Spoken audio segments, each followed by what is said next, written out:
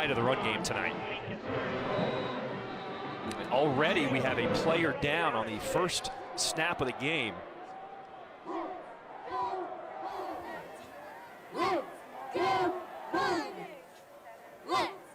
It looks like it's on that offensive line. They're already without their starting left tackle, Stephen Hubbard, who is missing his second game. So they've had to shift things around since when they played FIU last week. And that's their left guard, Justin Mayers. Good to see him get back to his feet and trot off the field. Absolutely, because, John, Justin Mayers had an excellent game last week. He was pulling out in space, just dominating some FIU defenders. Major piece of the physicality that this UTEP offensive line brings. You see Cade McConnell, the numbers, in his first career start. Dana Dimmel even admitted us. He goes, no, we didn't expect that. How could you? Fourth string guy making his first start. Here he is. Let's see if he can repeat that performance. 2nd and 6. Back to the ground. And a nice run, bouncing off of tackles. Deion Hankins, he'll be marked down at the 40, a gain of 14. First UTEP player with 400 rushing yards in 4 consecutive seasons in the last 25 years. He can flat get it done, inside, outside. You see there just a stretch play, but a nice cut back inside and a good cutoff block from Andrew Meyer, the center. Reaches his man, able to wall him off, and that gives that cutback lane to the back, just north and south. First and 10 from the 40 for the Miners. McConnell now calling out the protection. As Torrance Burgess Jr., the running back, shifts and he gets the carry. He was hit at the line of scrimmage, but still managed to pick up 4. Number 5. Cole, normally when you're down to your 4th quarterback, you don't know what's going to happen. But it was McConnell who saved the day getting the win last week at FIU. John, you give me my 4th quarterback, I'm just hoping we can get a snap and the guy knows how to hold the football to be able to throw it. I mean, it was unbelievable what we saw last week, and it wasn't just Caden McConnell. But Kelly Akari, too, a wide receiver. He was another young man the coaches said, we didn't see that coming. 2nd and 6. It's been all run to start the game. That's Hankins. And you mentioned the wide receiver, number 4, Kelly Akari at FIU. 8 catches, 223 yards, and 2 touchdowns. Yeah, and it's it. I mean, he had about a third of his season production last weekend against FIU, and we talked to Scotty O'Hare, that offensive coordinator for the Miners, and he said, if they're going to give us man coverage and roll your safeties down and play the run, we'll take those shots again. We have all the confidence in the world in Cade McConnell to be able to do it, but this is where they want to live, right here with what we've seen the first few plays of this opening drive. 2 back, 2 tight end sets, downhill rushing attack, control the clock, control the tempo of the game. Akari, the wide receiver at the top of the screen on 3rd and 4. McConnell flushed out, and he'll be dropped for a loss of 2. Nikhil Webb-Walker and Isaiah Reed. One thing you're going to get from this New Mexico State defense, a lot of different looks and some different pressure packages. But this, I believe, was just maybe Caden McConnell seeing something in coverage, and he just starts to get out of the pocket a little bit too quickly. There was a twist over on the left side of that offensive line, but I felt like it was picked up initially. Maybe just thought he was going to have to get out of the pocket either way with the coverage downfield. Jonathan Brady is the deep man. Joshua Sloan, the punter, who was the Special Teams Conference USA Player of the Week, punts this one away. Brady has a seam over that left side, crossing the 35, knocked out around the 40. So Jonathan Brady, a little spark on that punt return. Return of 23 to set New Mexico State on their first offensive possession with good field position. Nice job by the big man, Luma and Kelly. Big 78, getting the speedster out of bounds there, saving an even bigger play. So here's the Conference USA Player of the Week, Diego Pavia. He's the first Aggie to rush for over 100 yards this season. I mean, he can get it done on the ground or through the air. I like watching this young man play football. First and foremost, he is a football player. He's not a quarterback. He doesn't play the position like your prototypical quarterback. But, John, he's so busy during the course of the game with different reads, different options, different things he can do with the football. He makes a lot of decisions over the course of a game. They start from their own 40. 1st and 10, Pavia throwing to the outside. And that is complete to Eli Stowers. Now, Stowers is the backup quarterback, but he is so athletic. This coaching staff wants to get him on the field. He's now lined up at tight end. He actually led the team in catches last week with 6. And Bradley Dale Pavito, the defensive coordinator for the Miners, telling me before the game that they really have to change up their personnel groupings and how they call them when Eli Stowers is in the game, because they don't want to treat him like a quarterback. Obviously, he can hurt you like that. On first down, they picked up 9, 2nd and 1 coming up.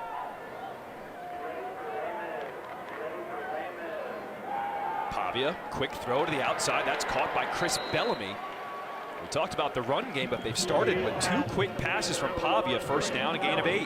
One thing you're going to get from New Mexico State, big physical targets on the outside. You see right there, you give them some cushion, just a quick distribution. Let them do some work, but where it really begins to pay off is where they inch towards the red zone. There's 2-3 receivers you're going to see shot plays to multiple times. They get one-on-ones, they're going to throw it up.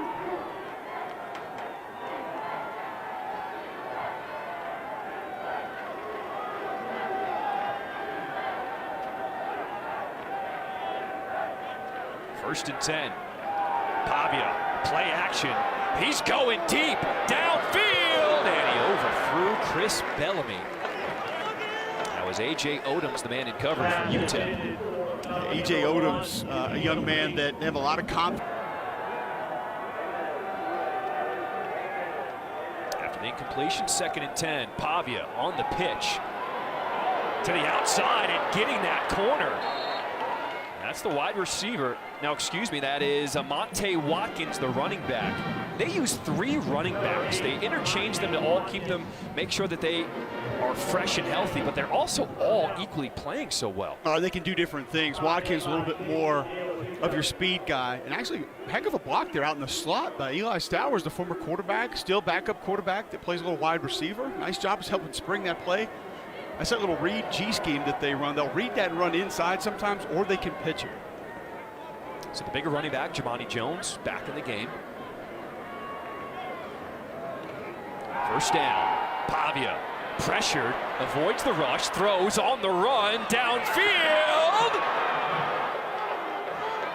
Incomplete. We were waiting for the signal. It was caught out of bounds by P.J. Johnson. Ruling on the field is an incomplete pass. 3rd down.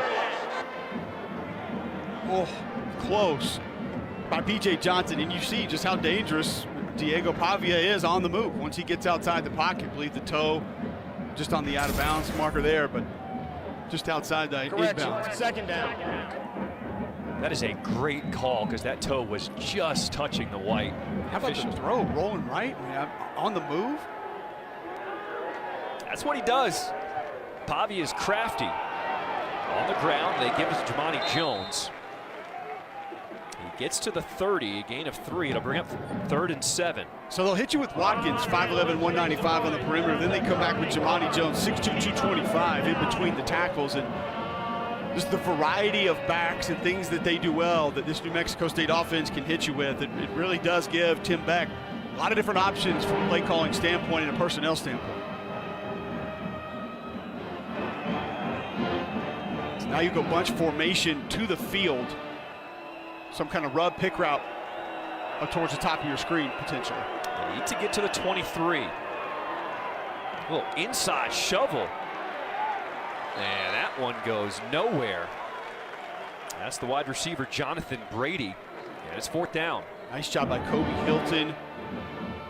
He's that stud field safety for this UTEP defense. A lot of times they're going to have to come down, fit the run, and play right there on the perimeter, keep contained. Good job using the out-of-bounds marker, as Rowan Harper will tell you.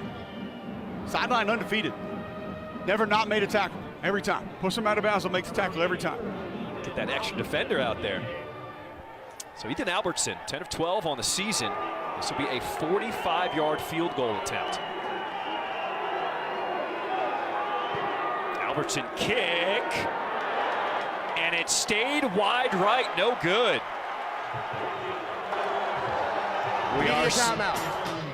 We are still scoreless here in El Paso. The 100th meeting in this rivalry game. We'll be back. Thanks for joining us here on Midweek Conference USA, the 100th Battle of I-10. Both schools separated by just 40 miles. This rivalry dates back to the first meeting back in 1914. New Mexico State and UTEP are now conference foes for the first time since the 60s. It just means a little more when you're playing a rivalry game and a conference game. When we talked to both head coaches, they were fired up. They couldn't wait for this. I mean, something interesting Coach Dana Dimmel told us, so protective of his plays, instead of practicing on the practice field, they actually practiced at the Sun Bowl all week just to make sure nobody stole their plays. Wanted to try to protect it a little bit more, have a little more control of maybe who could see or who could be around those practices. 1st and 10, handoff is to Hankins. So telling us down on the field before the game, John, and if you've never been to the Sun Bowl, the mountains are just tucked in right behind the stadium here. It's an incredible setting. And he pointed up to one of the little mountaintops just over the top of the stadium, and he said, yeah, well, there was a guy in one of our practices right up at the top of the mountain there, just standing there. And he said, we were all concerned. We had to send a guy up there and talk to him. And apparently he was some cyclist that had competed in a race, and he came here and he wanted to climb up and was taking footage. They had to make sure that he wasn't affiliated with the other program, and paranoia set in. Can't be too careful in your rivalry game. That's Jeremiah Ballard. And the ball comes out. They get it back. BJ Scalar. So Julian Lopez, number 43, the fullback, is in the game now on 3rd and 4, along with Hankins in the backfield. McConnell pressured, penalty flag, and he'll be sacked from behind. A loss of 5 on the sack as Buda Paletti tracked him down from behind.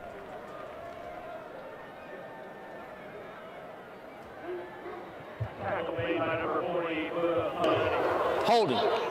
Offense. Number 68. That penalty's declined. Result of the play is 4th down. Zuri Henry, the left tackle, he's had to move over there with Stephen Hubbard, who is now out.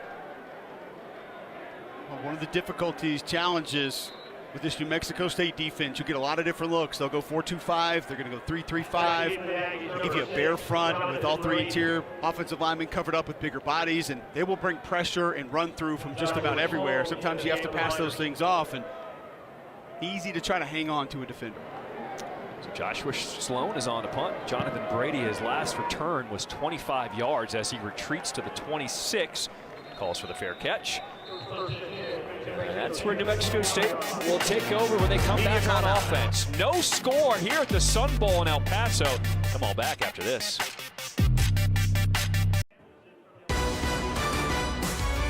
ESPN College Football Primetime is presented by Ram Trucks. Well, there's not many rivalries out there where they're actually playing for 2 rivalry trophies. It's the Silver Spade and the Brass Spittoon trophies that are both up for grabs going to the winner in this 100th meeting. What's up, everybody? Welcome you into the booth alongside my partner. He's Cole Kublick. I'm John Triffin. Taylor Davis is on the field. All right, no score. A little slow start. How do the offenses get it picked up here? I think that's okay with both of these coaches. I think they want the tempo of this game a little bit slower. You've seen UTEP already. Maybe some trouble IDing the defensive fronts because they're going to get a lot of them. You want to try to set in. Both coaches want to get the run game established, protect the football early. I think they're fine with this tempo so far, John. All right.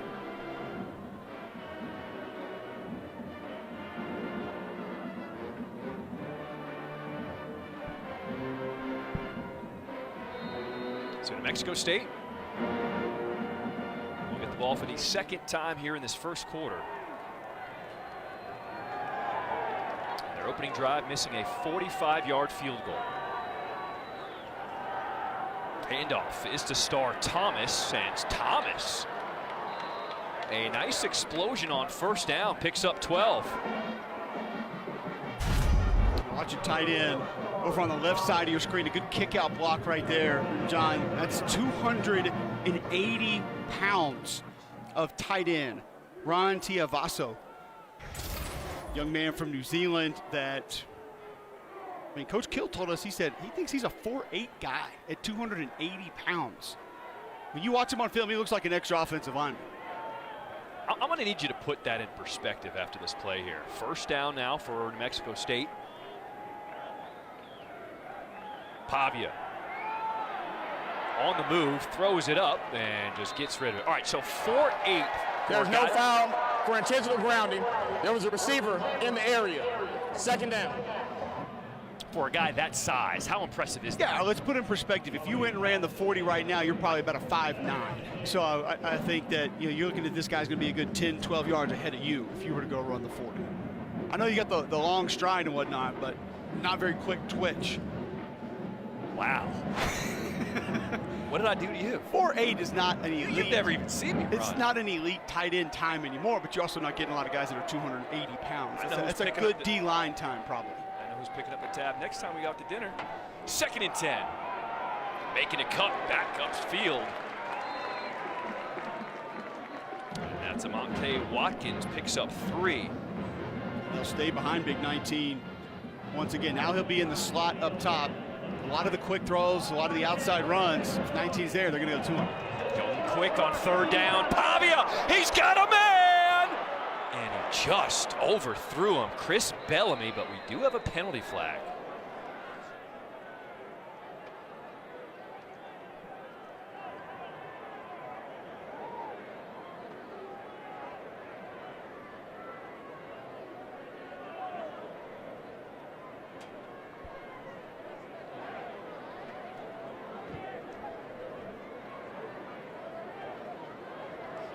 There are 2 fouls on the play, one against each team.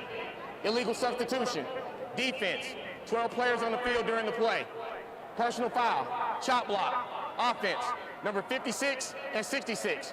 Those fouls offset, replay, 3rd down.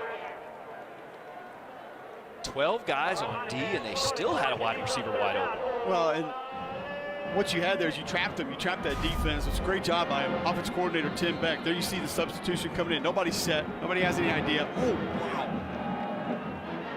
Now, I will say this about the chop block that we saw. It was a great job going low, getting the defender down, but I didn't see another offensive lineman engaged with him.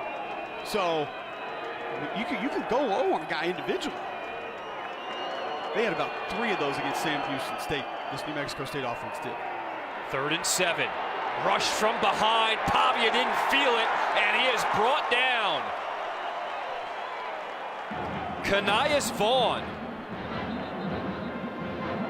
We do have a flag down. Let's see what that is.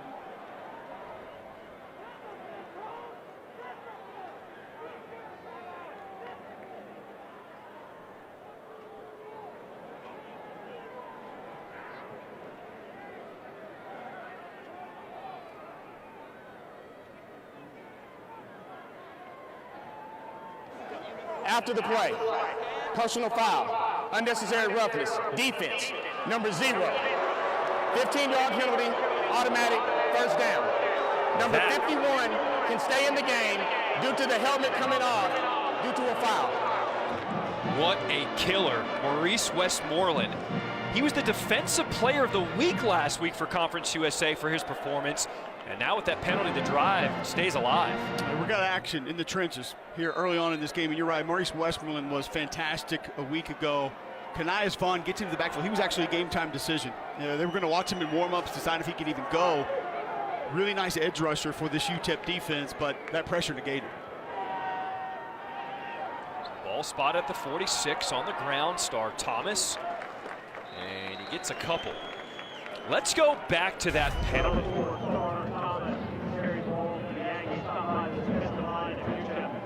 That's a late shove right in the middle of the screen, bottom of the logo. Play's over.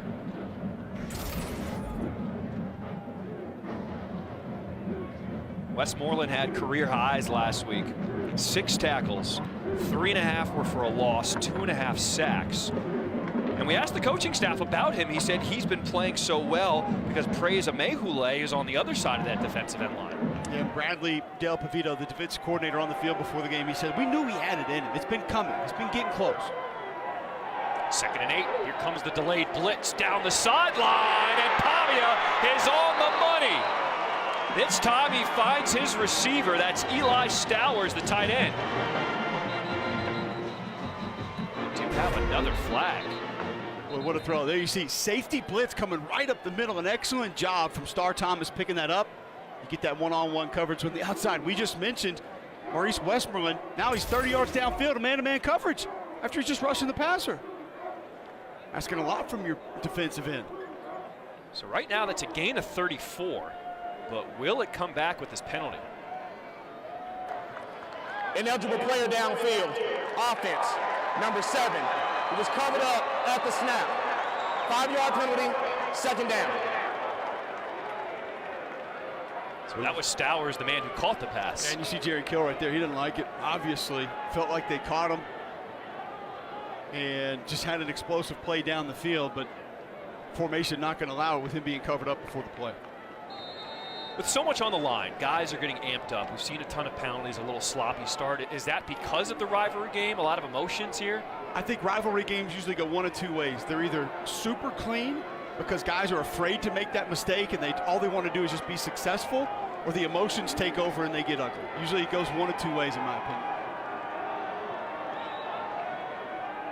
2nd and 13 after the penalty, trying to set up the screen, getting away. That is Watkins. Shows that elusiveness. This is a play that UTEP was concerned about, screens. Last year, you got about 4 or 5 screens in the first half of this game in this matchup, and Coach Pavito, the D coordinator, again told me, he said, I don't know. They run them. They haven't been great with them this year. We've been pretty good stopping them, but I still think they're going to try to give them to us, and I'm worried about how they're going to hit them. Has to feel pretty good about his defense getting that stop right there with the first one they've seen. 3rd and 8 from the 44. That's Watkins, and Watkins has plenty of room down that left side. A huge game freed by the wide receiver block of Chris Bellamy on 3rd and 8. A huge pickup. They get 34. What a call from Tim Beck. Little wrap draw. You see Pavito's going to show that he's going to the right. A little bit of a scramble. And then here comes Monty Watkins right back to the left, and there's just nobody home. Lost contain on the right side of that UTEP defensive line. Safety takes a bad angle. He whiffs over on the sideline. Big play for this New Mexico State offense. Watkins is a guy who's really developing. He used to be a guy who could just bounce it to the outside. Now he feels comfortable. He could run between the tackles, go to the outside. He is now just finding whatever seam is out there. On 1st and goal, Pavia keeps it. New Mexico State gets on the board first. A 10-yard touchdown run by their quarterback, Diego Pavia.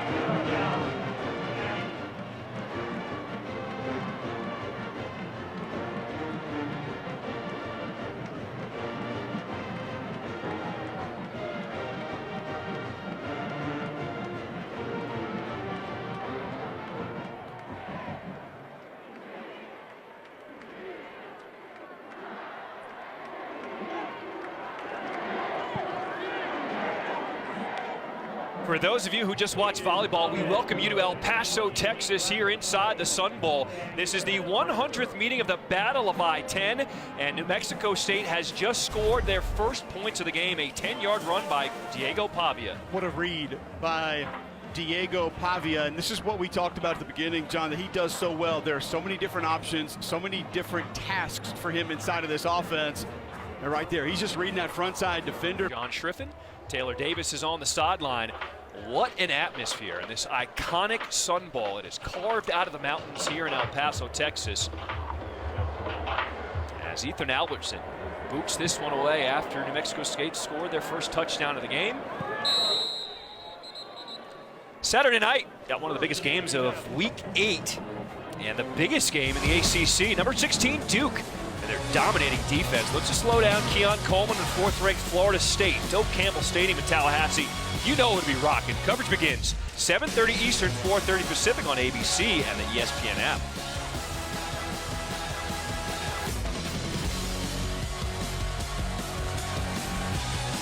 All right, so those of us who are just joining us here on ESPN2, UTEP has not been able to move the ball just yet. Cade McConnell making his 2nd career start. He is formerly a 4th-string quarterback. Due to injuries, he has been the guy. Handoff, Torrance Burgess Jr., and he gets a couple. We've seen mostly an even front from New Mexico State. So just 4 down linemen, but the movement up front is what has been problematic. It's not a defensive line, John, that plays extremely heavy. They don't hold the point of attack extremely well, and that's not really what they're asked to do on a down-in, down-out, series-in, series-out basis. But what they can do is attack and disrupt, and we've seen that group be successful with that here early against normally a very solid rushing attack that the Miners bring to the table. Under a minute to play here in this first quarter. 2nd and 8. McConnell with time, throws a strike to Jeremiah Ballard, and he is tackled just shy of the 40, again at 12 and a first down. That's one of the things that Cade McDonald has shown in not a lot of time. First start last week, 1 series the previous week. That was his first action as a college quarterback, and then tonight, he'll take that free grass. Does an excellent job of understanding what the defense is there going to give him. Most times he'll take. We've already seen him get in and out of plays 2-3 times tonight. He has a good understanding of how this offense operates. Final seconds here in this first quarter. Let's see if UTEP will run another play. Officials allowing for substitutions, and that'll be the quarter. That's the end of the first quarter. Timeout. UTEP and New Mexico State are separated by just 40 miles. This 100th meeting in this battle of I-10. At the end of 1, New Mexico State with a 7. Welcome back to El Paso. Coach Kill joins me now. A slower start to the game, but your team gets on the board to close out the first quarter. How can you continue that momentum? Well, the big thing is, we missed the field goal. Now we have a little momentum. But in this game, it's going to go back and forth. So we got to make sure we stop the run and don't give up the big play here in this series. Appreciate the time, Coach. Thank you. Duff. So 1st and 10, third offensive possession of the game for UTEP.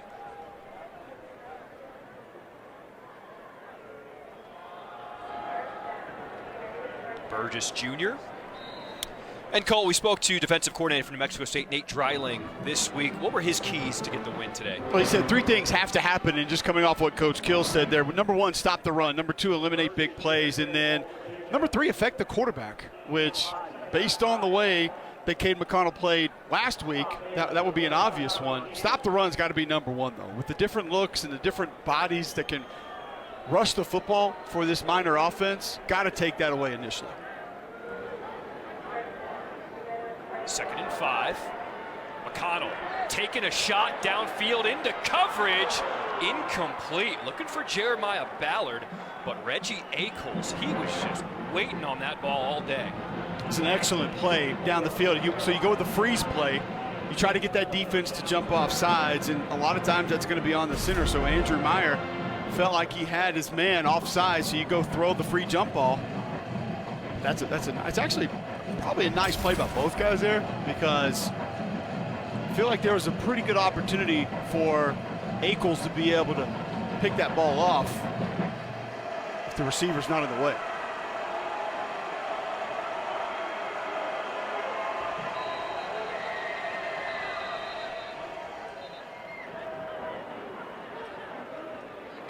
Prior to the snap, timeout. New Mexico State, their first of the half.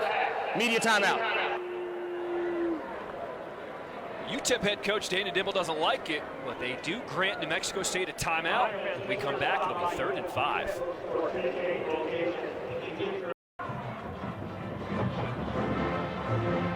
Cade McConnell hasn't really shown a lot of calm in the pocket just yet. Would not be surprised to see Scotty O'Hara maybe run this football on this 3rd down.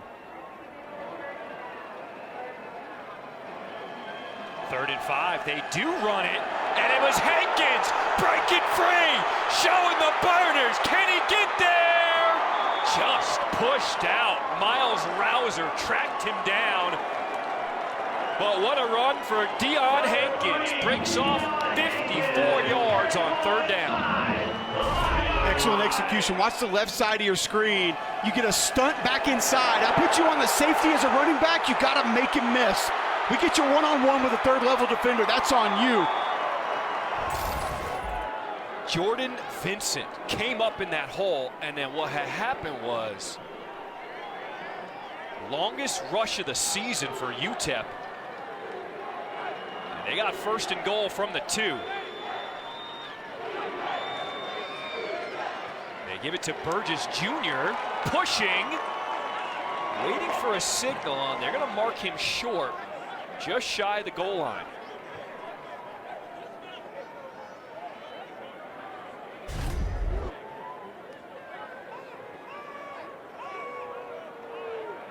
Oh, that extra stretch, did he get in? Close. Tough to tell where the knee was at that point. This is an area that's just not. You see him, he said, I want a review. He feels like he got in. Absolutely.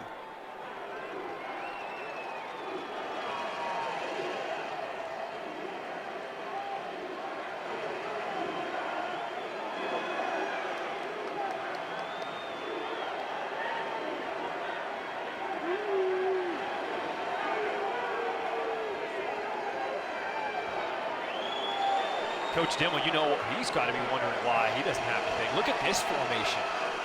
Kevin Hurley, the backup quarterback. And not enough push there. Now they signal touchdown.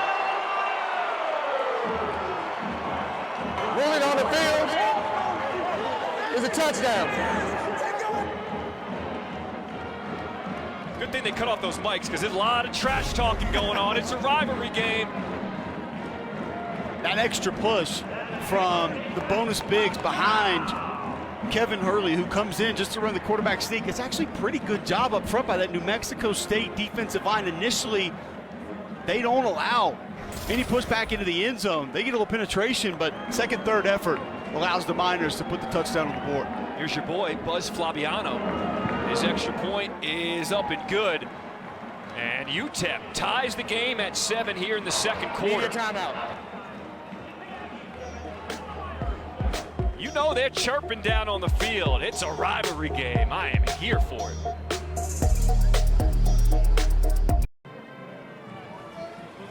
The big play on that last drive, the 54-yard rush on third down by Deion Hankins. Now the game is tied at 7 apiece. UTEP and New Mexico State. Watch the off-the-ball linebacker just outside the left tackle for UTEP.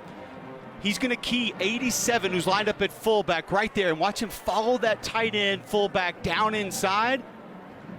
No second-level defender there to be able to help assist on the play. That Zach Fryer had his hand in the net, and he comes back across the line of scrimmage right there, pulls the linebacker with him.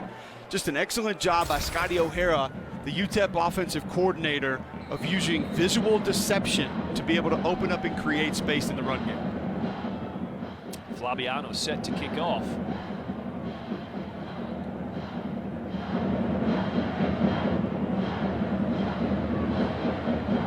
And that one will go into the end zone.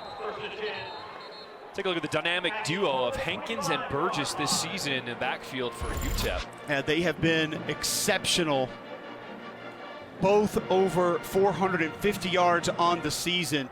And you see they just know how to get it done. And actually, the teams with 2 400-yard rushers on their roster, John, Florida, Kansas, UCF, Oregon State, and UTEP. Wow. The only teams in college football that have 2 backs that have rushed for over 400 yards on the season. Just putting that last play to bed, that long run. Should the safety have been able to make that tackle? That's what you're on the field to do. Worst start for New Mexico State. On first down, they get 2.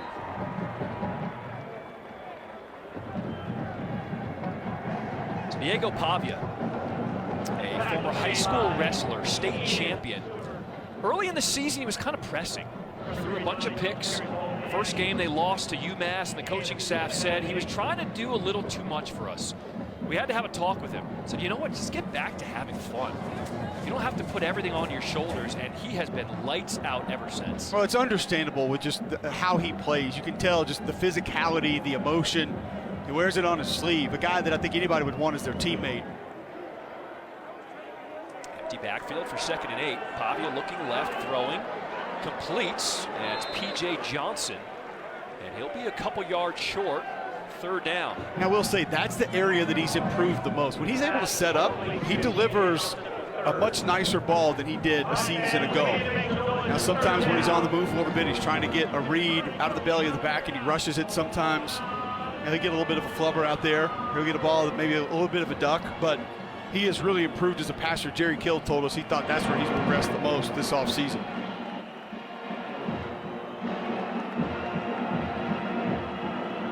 Johnny Jones, the running back behind Pavia on 3rd and 2. They fake it to him. Pavia flushed out to his left. He's going to try to run it himself, and he just does get it.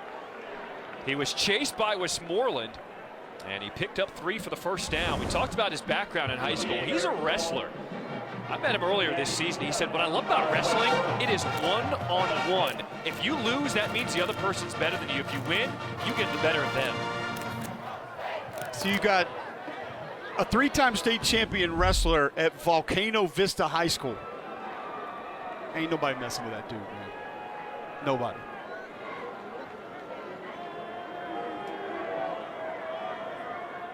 So after getting the first down, new set of downs for Pavia in this offense.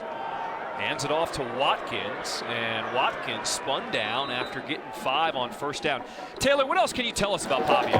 Well, guys, his high school coach, Chad Wallen at Volcano Vista High School, said anytime coaches came around looking at recruits at our school and they asked about him, the first thing they would mention is his height. And he said, I always told them he plays like he's 6'3", and he has the confidence of someone being recruited all around the country. He said, this is a guy that's a fighter, he's a winner, and it's an attitude you build a team around. There is no questioning his heart. He is a fighter, and he will do whatever it takes. In the bowl game when they won last season, he threw a key block downfield that really changed that game. And off on the ground again, a good scamper. Watkins showing the moves down that left sideline, even delivering the blow. As Kobe Hilton got the worst of that one. Off tackle been successful for New Mexico State tonight, and then just a really nice kick out block by Shiaza Pete, the left tackle. All 6'8", 320 pounds of him. Now he got that defender afield, so it didn't take a lot. You get Watkins in space, he shows you right there. He can make things happen. So after a slow start, it looks like the offenses are starting to click here. Watkins in the backfield on 1st and 10. UTEP brought an extra man in the box, and it paid off. Trezon Hugie. He came up from his safety position, a tackle for a loss of 4. He's normally a field corner and can play the nickel, can play multiple spots in this defense. It's one of the things that you're going to be asked as a defensive back in this defense with how it's structured. You're going to have to come up and fit the run. But you're going to have opportunities to make plays behind the line of scrimmage. An excellent job by Hugie there.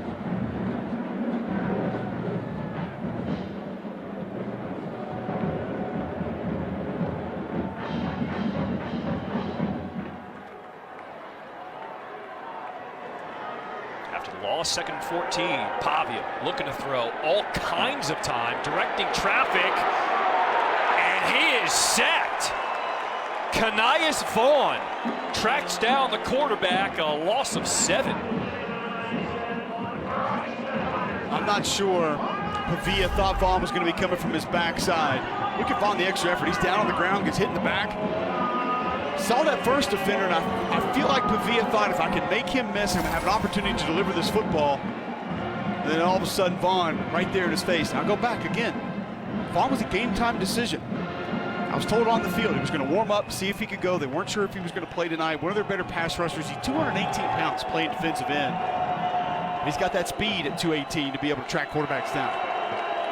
Back-to-back losses, 3rd and 21. Pavia sets up the screen. That's Brady. And Brady trying to break it free, but we do have a penalty flag back at the 40.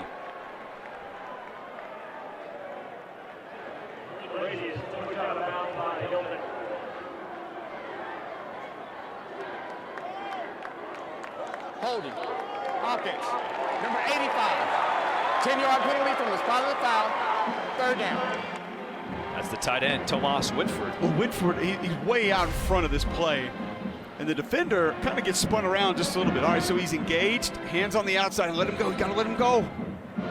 Because I feel like how the defender spun, he had his back to the play, you're still going to be able to pick up the yardage. It's just you have to disengage when that defender shows that he wants to go try and retreat and make the play. It was a great job by Tomas Whitford to be able to get downfield, get engaged, but you have to understand where that football is and let that defender go.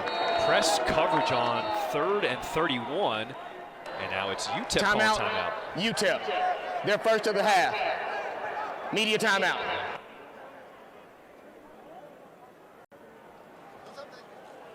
So the Miners will talk it over on defense. We're all tied up at 7 here in El Paso. We'll be back. Come on, let's go!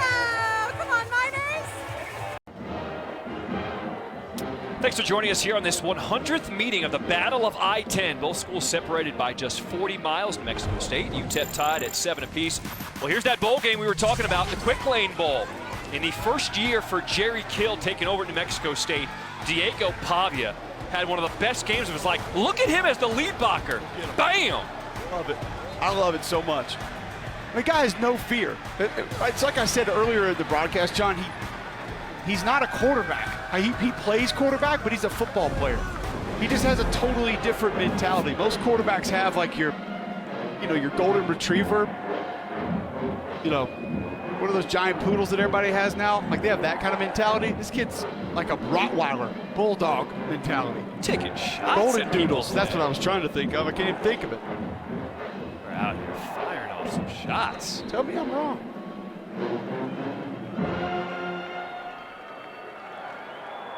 So after the timeout on defense, 3rd and 28 coming up for the Aggies. Pavia downfield, almost picked off. A dangerous throw as A.J. Odom's got his hands on it.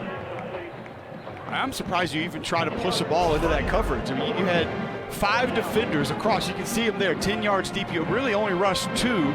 54 kind of acts as a spy. If that ball's down a little bit, Stowers might be able to haul it in.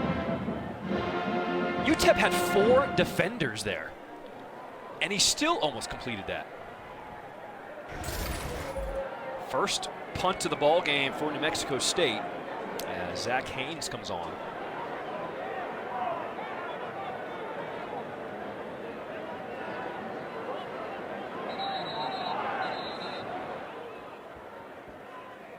Timeout, offense, number 85.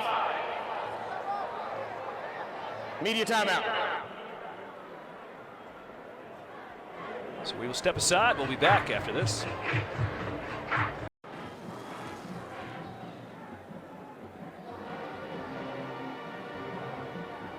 It's been a weird flow to this game. We've seen a lot of timeouts. What flow? There's just been none. Burgess Jr. calls for a fair catch from his own 8. Let's check in with Taylor now on Cade McConnell.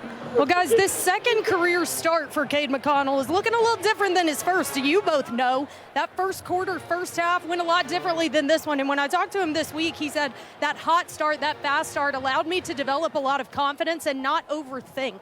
I've been watching him over here on the sideline just to kind of gauge his demeanor in a different situation, a tie rivalry game here at home. He's spending a lot of time with Gavin Hardison. That's a guy who's a 4-year starter and has a lot of experience under his belt. The two are in constant communication over here on the sidelines. Gavin constantly telling him what he's seeing, reminding him to take what the defense is giving him. This kid is definitely a sponge, learning every chance he gets. Taylor, that's good stuff. Hankins, the running back. They give it to him on first down. And Gavin Hardison, for people who are just joining us, he was the starter for this team, quarterback number 1. He's been banged up. He has an undisclosed injury. They're not even sure when he's going to be back, but we've been told recently he has not been ruled out for the season. So Cade McConnell, 4th-string quarterback, got his first start last week. And Cole, we saw him put up 21 points. It was 21 zip in a blink. Well, and the one thing that started in that game was this rushing attack for the Miners was dominant. That initial drive, they walked down the field on FIU, and then the next thing you know, here comes play action, play action, play action. You get those big hitters up top. You can see them trying to establish that run game. Their offensive line, they are just monsters. One of the biggest offensive line in Conference USA. Very physical, and they're active. They can pull. They can do a lot of different things. We see them out on screens occasionally. It's one of the cool things about this offense that Scotty O'Hara runs. You're going to get every formation in the book. You're going to get fullbacks, tight ends. You're going to get spread formations, 4 or 5 wide receivers, pistol, offset backs, I formation, offset I. And another penalty flag.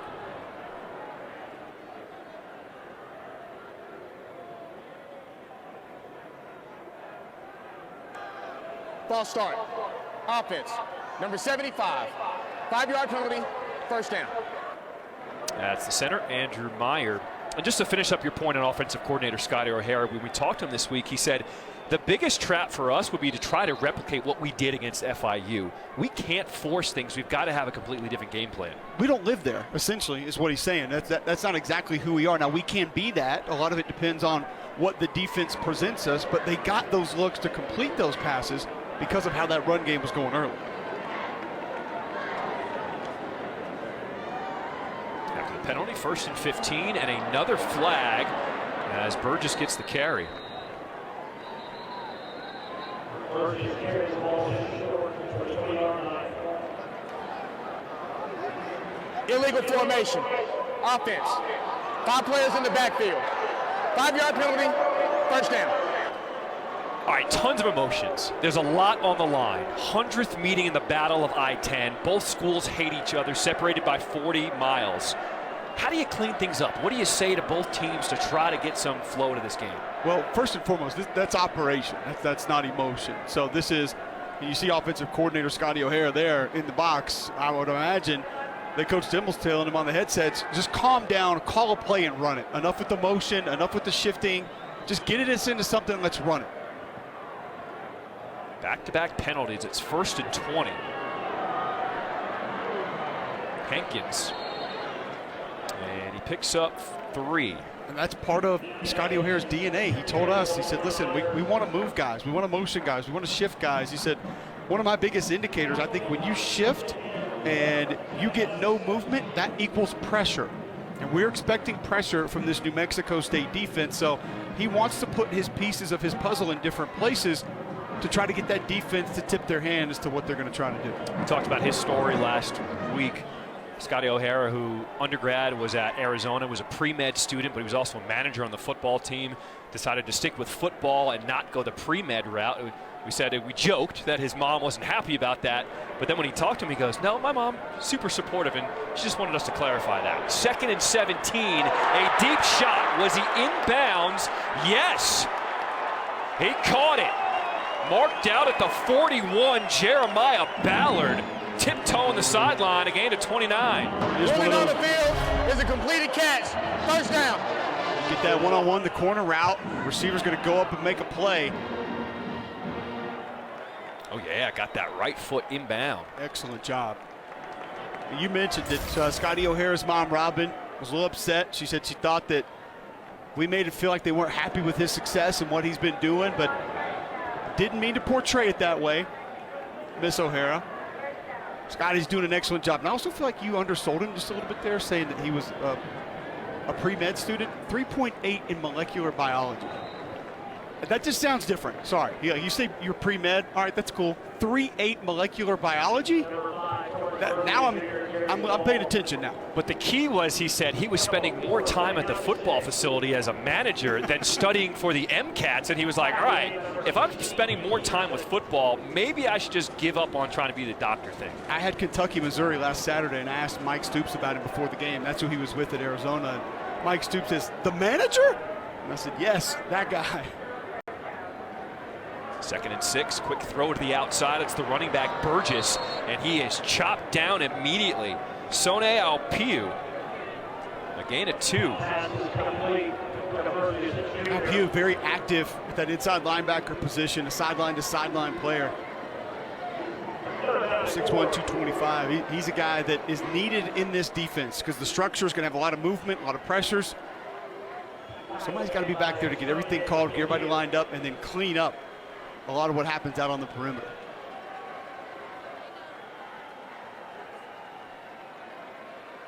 Needs to get to the 49 for New Mexico State. 3rd and 4. Avoiding the first tackle, Hankins. and he is brought down a yard short.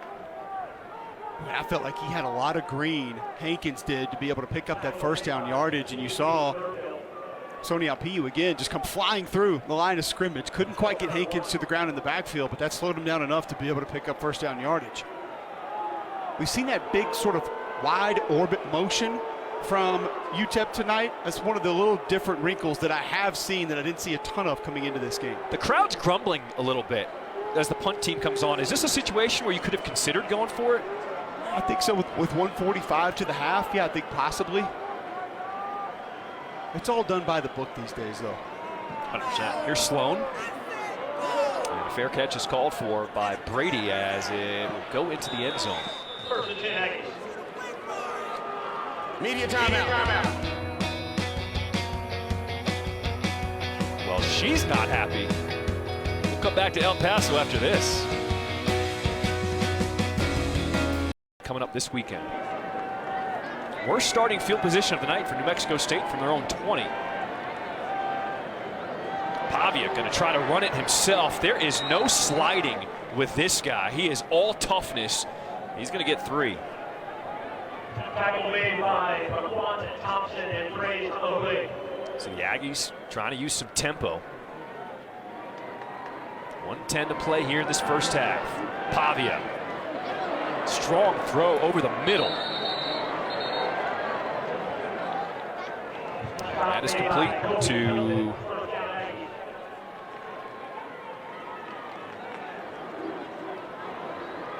Jonathan Brady with the catch. Under a minute to play now in this first half. Pavia winds up, tucks it, rolling out to his left on the run.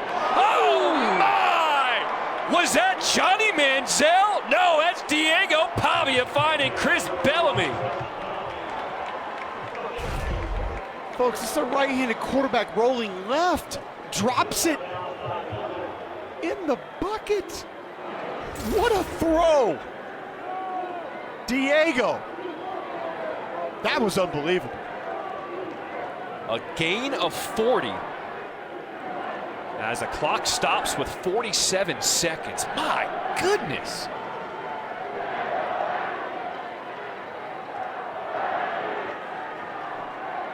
Play clock winding down. It's at 2. The player down for UTEP. Injury timeout. UTEP. That's Amir Boyd Matthews, who is grabbing at his left leg right now.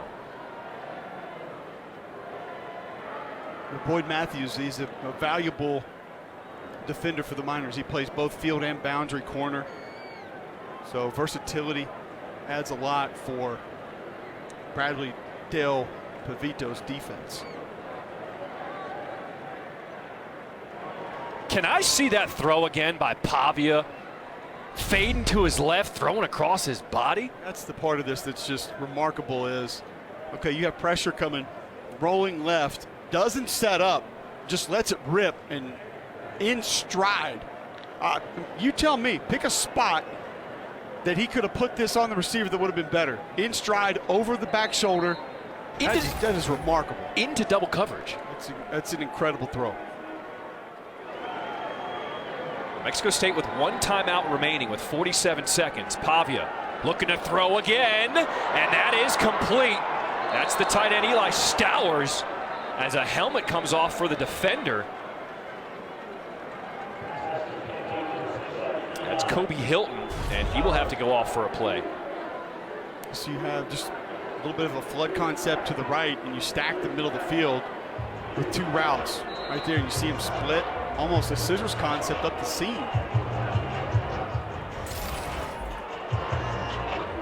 So the clock continues to run. 30 seconds to play in this first half. The Aggies with a timeout in their pocket. 1st and 10. Pavia throwing incomplete. Trying to find the running back, Star Thomas.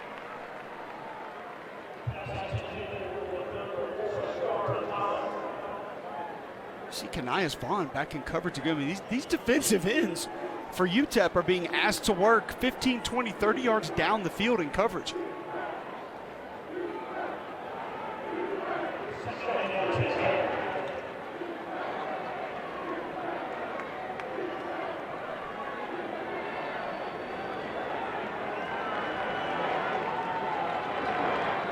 A big drive in this low-scoring game. 24 seconds to play in this first half.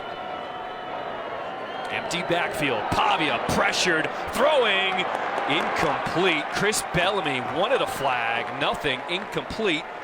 Third down.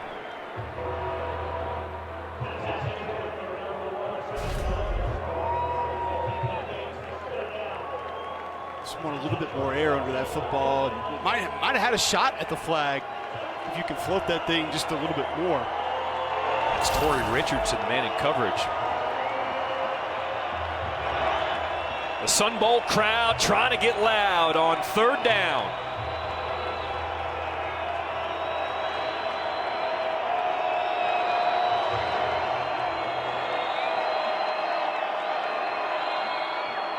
Pavia scampering, and he is just decked. New Mexico State has a timeout left. It's a gain of 6. And the Aggies will use their final timeout here in the half. Timeout, New Mexico State. Their third and final timeout of the half. 30 seconds. Watch him work this play fake right here. Just going to kind of sell it late. And I honestly think he uses the official to wall off the defenders there. I really do. Here's be a better look at it. Wait, show pass late. Knows he's not going to get rid of it. And now use that official to wall off the defender. That's almost like drawing a screen in basketball. I mean, who does he remind you of? I put the Johnny Manziel comment out there. I'm never going to do that to a young man. Like Johnny was in his own stratosphere. I mean, there's a small group of the Cam, Manziel, Lamar Jackson, Tebow grouping that I just don't think anybody should ever be mentioned with. But he's got so much grit, you know. Some of those quarterbacks that dominated the MAC for a long time, like a Dan Lefevre, guys like that just they would just run you over, didn't care. Kind of feels like he's in that category for me. All right. Ethan Albertson, a 25-yard field goal attempt. He missed his first field goal attempt with 45 in the first quarter. And it's blocked. This game stays tied 7-7 at the half. And the Sun Bowl is fired up.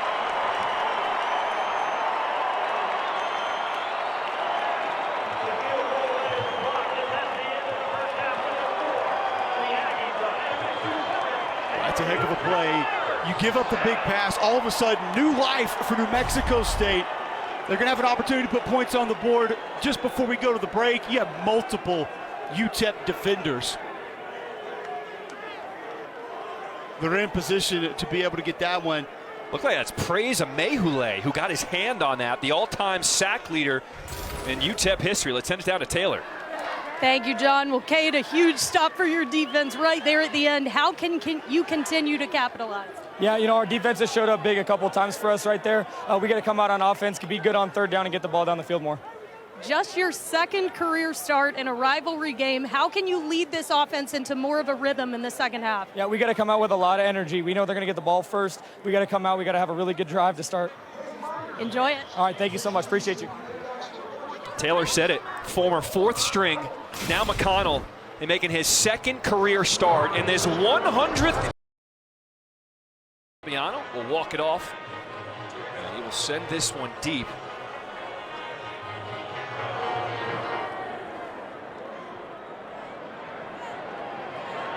Fielded at the 3.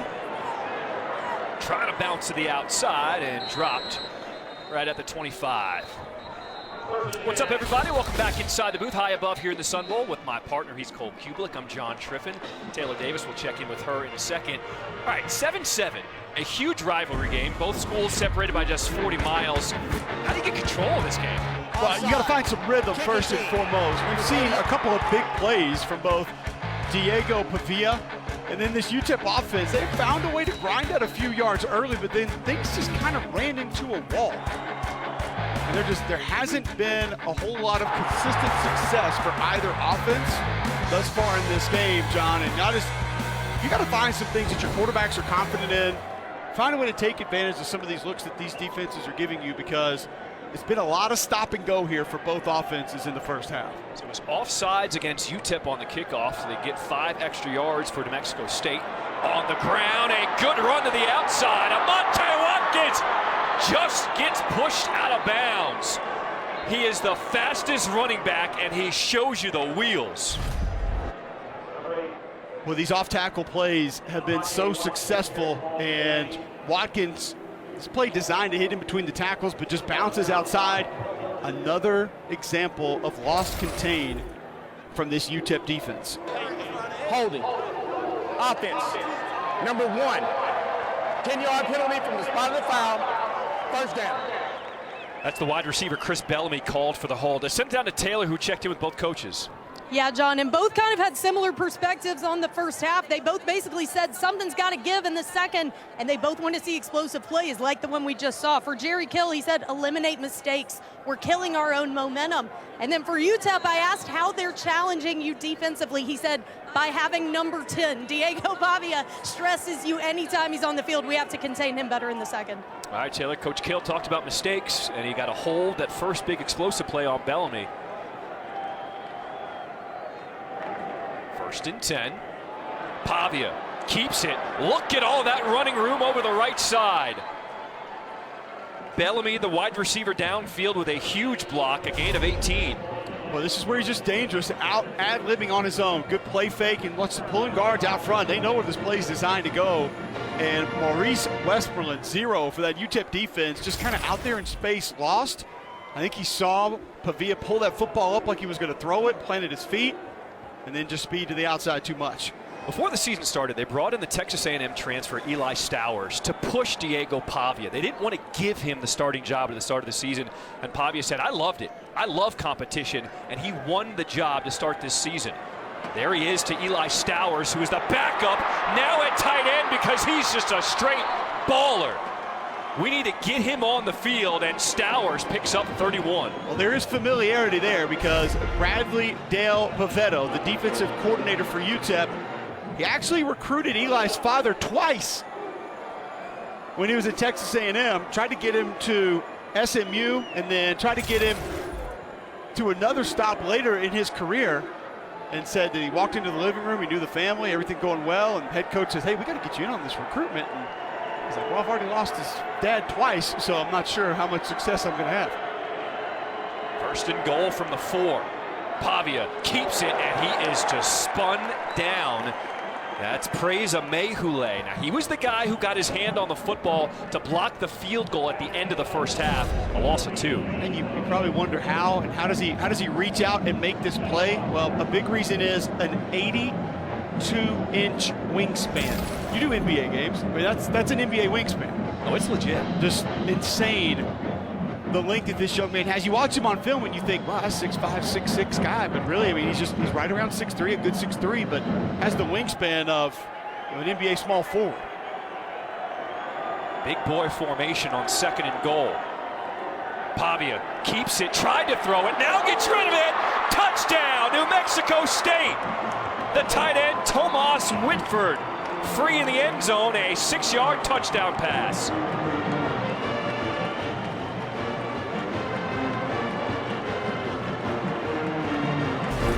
Great job by Diego Pavia of not letting this football go too early. Watch, he wanted it there.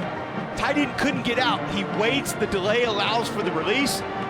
Look, top left of your screen, there's a lot of traffic there just trying to get out. He knows he's going to take a hit, John. He knows it. I mean, he doesn't care, but just excellent patience by allowing that play to develop when it's not there initially. Extra point by Albertson is up and good. New Mexico State with a 7-point lead here to start this 3rd quarter. Why this offense is so difficult to defend. They give you so many different reads, options, fakes. You know, there may be some college head coaches telling their coordinators, go look for a high school wrestler. Bring him in, because we need this kind of toughness. I mean, Diego Pavia, he's just a different breed. Yeah, most of the high school wrestlers, though, they're not even trying to play quarterback. Those guys are playing D-tackle, inside linebacker, center. I mean, fullback. Fullback feels like a wrestler's position. But the things that you do The get. replay system is currently inoperable. I will make an announcement when replay becomes available. All plays that are ruled on the field will not be reviewed. The things you do get, the competitiveness, you talked about it earlier, it's one-on-one. So you know you're going to have that, the toughness, the physicality, the conditioning that comes with it. The balance, the body control, it's something that's valuable for offensive linemen who wrestle in high school. It translates to an offense like this where the quarterback's going to move around so much. That announcement from our referee, Roy Bernard, talking about how the replay equipment right now is down, so if there should be a replay, they can't go to it. They're going to stick with the call on the field. What an opening drive there for New Mexico State, coming right out of the half. He had a couple of things. He benefited from a flag or two, so that helped you out on that drive, but you're able to go up 7 points here early, put the pressure on a quarterback making his second career start. Cade McConnell, last week he was 11 of 17, 262 yards and 2 touchdowns. Kind of come back down to earth here in his second start. McConnell throws on the run and threw it out of bounds. He had Kelly Akari, but didn't give him a chance. Great anticipation. So he lets go of this football before the receiver's out of his break. So he understands it's going to be open. I'm going to have the route on the move, so the ball just a little bit off target there. Pulls him too far out of bounds, but I like the mindset of not necessarily waiting until the receiver's out of his break and open. Go ahead and get rid of it right as you get out of that play fake. Just have to deliver a little bit more of an accurate football. And Cole, Akari is the guy last week who lit it up. He had a career night, 8 catches, 223 yards for 2 touchdowns. He does not have a catch yet tonight. You know they like to get him going. Second down after the incompletion. McConnell completes this one to his running back, Burgess Jr., and a nice run after the catch. He picks up 13 and a first down. Trying to find some things now off in the perimeter, off into the flat, based on how this defense is playing you. And keep in mind, Nate Dreiling, defensive coordinator for New Mexico State, told us, I have 3 fronts, basically three defenses I'm going to play in this game. I've got a 4-2-5, we've seen that. I've got a 3-3-5 stack, we've seen that. And he's got that bear look with 3 defensive tackles on the field. We've seen all of those looks so far from this defense, and maybe something that has slowed this offense down, just recognition more than anything else.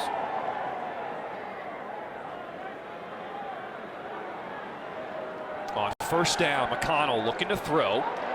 Penalty flag as McConnell gets rid of it, incomplete.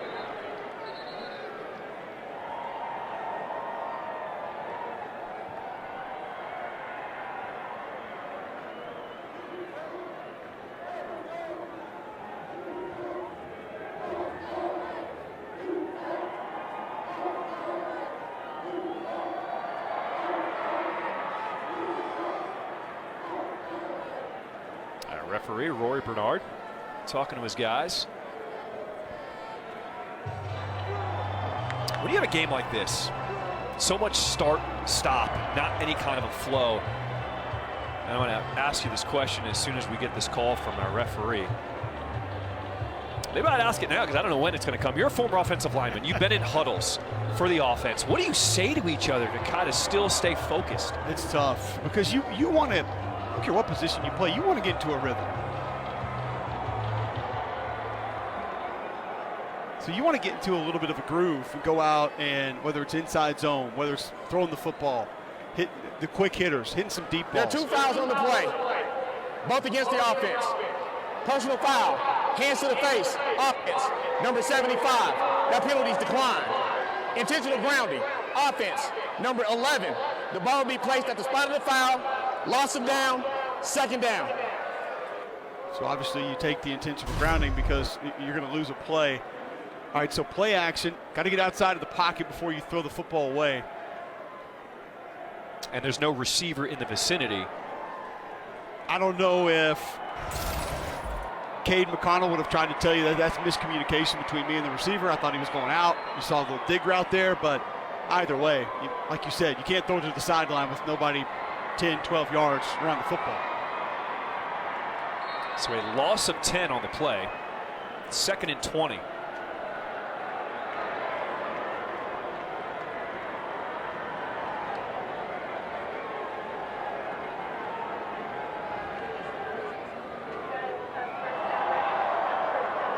Watkins. We're used to seeing UTEP establish their will at the point of attack. But this front for New Mexico State, they have stood the test so far tonight. They really have, and I go back to just mixing it up, giving different looks, and then inside some of those looks, John, you get a lot of movement. This is a group that can attack. They can get north and south. They can get upfield and disrupt. They don't like to sit still. It's not what they're designed to do, not really in their DNA. And we've seen that disruption more times than not tonight. On third downs tonight, UTEP 1 for 4. This is 3rd and 18. A 4-man rush. McConnell in the pocket, incomplete. Threw it into double coverage. The replay system is now operable. All plays will be reviewed. 4th down. Pretty good pocket here for McConnell. That's a dangerous throw. Jordan Vincent, nice play back there at his safety spot. Just kind of hanging back, reading the eyes of the quarterback, making a pretty good play.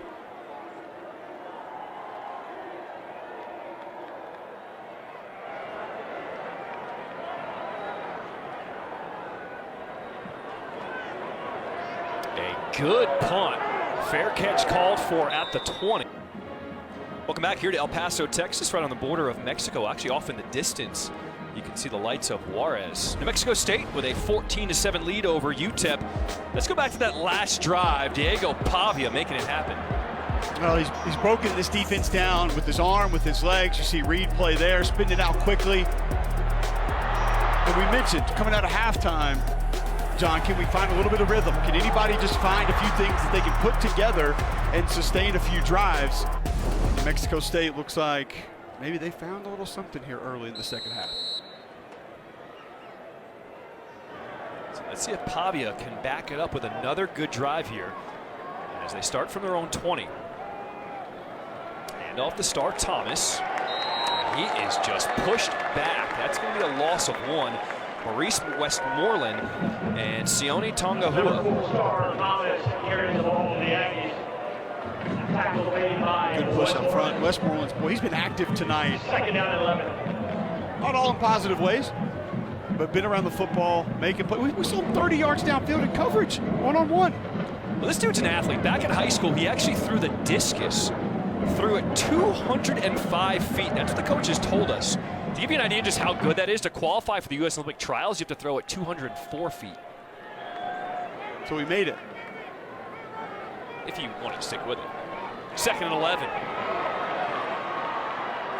Oh, Jones just stood up. An open field, excuse me, that's Watkins. An open field tackle. Josiah Allen. Just a little flat line option play here. Once Allen come over, square. I love how he wraps him up. Man, we don't see enough of that in today's college football. 3rd and 1. Pavia just lowers his shoulder pads and gets that first down, picks up 5. He just has that ability to grind a play out if you need him to. He can grab some of those dirty yards at different points in time in the game, and you don't have to worry about the safety aspect of it. You don't have to worry about him protecting himself. It just, I mean, the guy's just not going to get banged up.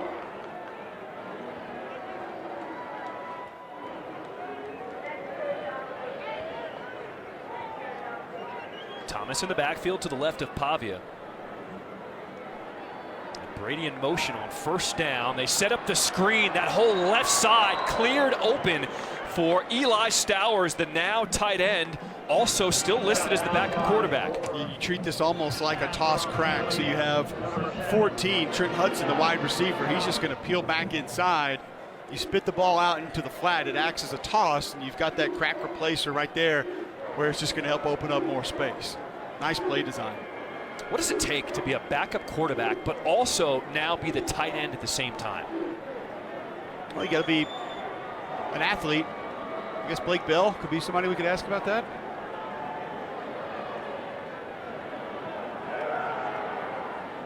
First down, Pavia. Here comes the blitz. He gets away from it. Rolling out to his right on the run. Throwing incomplete. Good coverage downfield by A.J. Odoms on the running back, Star Thomas. The Kobe Hilton comes on the pressure. He plays that stud position, field safety. Here it comes from the top of your screen. Pavia again, just able to escape.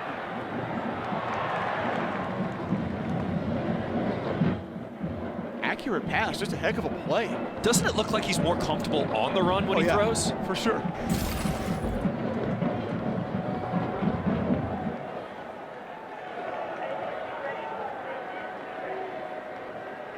After the incompletion, 2nd and 10. Brady in motion. Pavia rolling out again. And he completes the pass to Cordell David. David, one of his big targets at 6'3", 205. And we were told they were going to try to take some shots with him downfield. We haven't seen any of those just yet. Well, when I put the film onto this team, they get in the red zone, 11's going to get targets. Here's tempo on 3rd and 2. Thomas has another first down for the Aggies. All right, so you mentioned Eli Stowers doing a couple different things in this offense. He's played some quarterback. He's caught the football. How about a little split zone here? Watch him come flat across the line of scrimmage. Not a devastating block. Yeah, just kind of get in the way. Hey, but he opens it up for first down yardage. Give him credit. You say what now? Okay. It's kind of in the way. Pavia is dropped. Was trying to unload and praise Amehule. Adds to his career sack total, now at 21 and a half. Such a cool story. We were able to be there for it last year. Top of your screen. There's those 82-inch arms right there, just getting all up in the breastplate of Cedric Claiborne, the right tackle. You get against a defender that has those kind of arms. They get their hands on you, it's over. There's just not a lot you can do. We do have a player down for UTEP. Timeout on the field for an injured player. Media timeout. And that is Amehule, who just made that sack. We're going to let the medical team attend to him, and we'll step aside and come back to El Paso after this.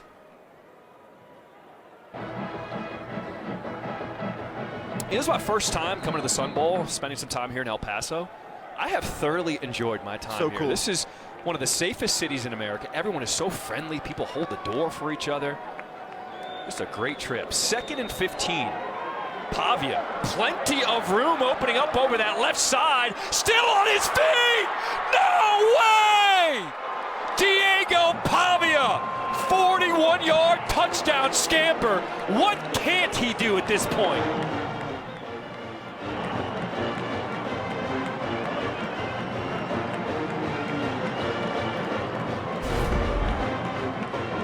You're going to fake the jet sweep, designed to go right there between the tackles, but the defensive end loses contain. So Pavia just bounces outside, and you got to wrap up. We talked earlier about wrapping up and how it's a lost art in today's college football. Diego Pavia is not shovable out of bounds as far as how you're going to stop that unit. Ethan Albertson, his extra point is up and good. Diego Pavia. Lighten up social media. This kid just puts on a show. Looked like he was going to be knocked out of bounds. Nope, not tonight. New Mexico State trying to win the rivalry game. He is now into the record book, just the second quarterback in Aggies history with 3,000 passing yards and over 1,000 rush yards on the season. He's one of 10 FBS quarterbacks with 200 passing yards and 100 rush yards in a game this season. He did that last week. He's got a chance to do it in back-to-back games now as he's sitting at 71 yards rushing and 155 yards passing. What a career for Diego Pavia.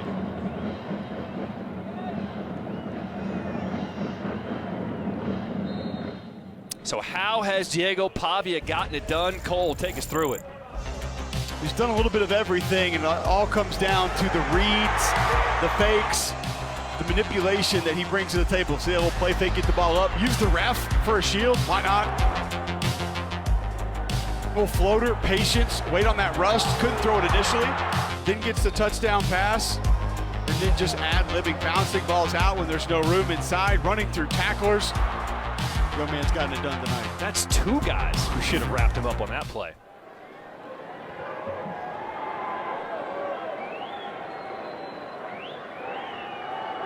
McConnell looking to throw.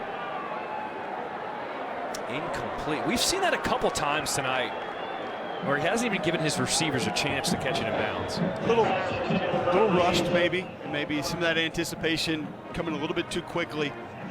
But, you know, Zach Fryer tied in right there, 87. He's one of the better route runners that they have. And so, got to give those receivers an opportunity. I mean, look what they did for you last week. You gave your receivers a chance. They went up and made plays. 2nd and 10. Bobbled, incomplete. Looking for Jeremiah Ballard. Tried to haul it in, but he was hit as he was bobbling it.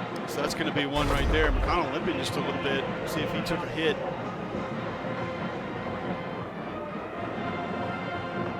Got dinged by cleat maybe a little bit. That's one of the receivers got to help his quarterback out. Quarterback struggling a little bit, maybe a little bit off. Timing not necessarily where you want it. Help your guy out. Well, and this is what New Mexico State wants. You see UTEP has to basically abandon the run game, and now they're just sitting back. They can just rush the quarterback. 3rd and 10. They send 4. McConnell flushed. And a late flag deep in the secondary as that pass is incomplete. Looking for Hankins.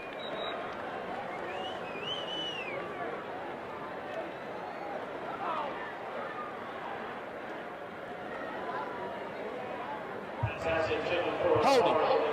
Defense, number 20. 10-yard penalty from the previous spot. Automatic first down. They called that against the Aggies' Mekhi Miller.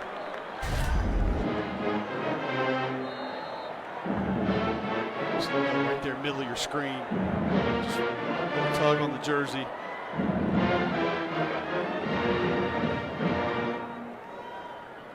Connell taking another hit. That's the first defensive penalty against New Mexico State.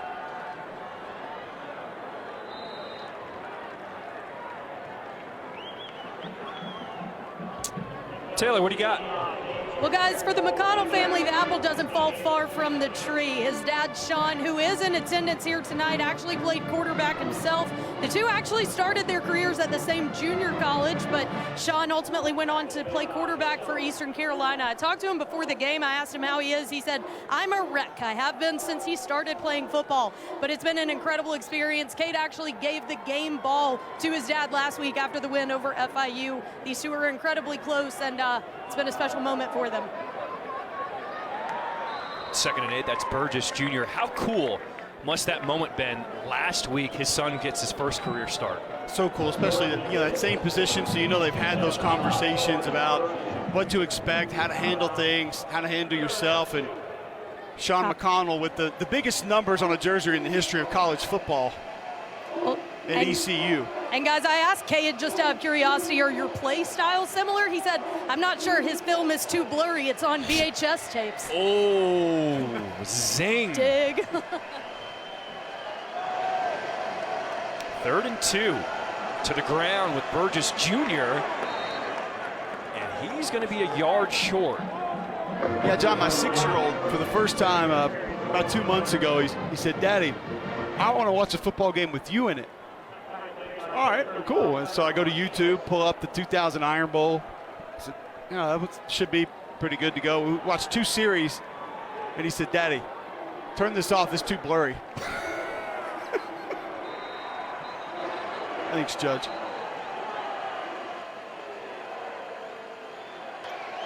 Timeout, UTEP. Their first charge timeout of the half.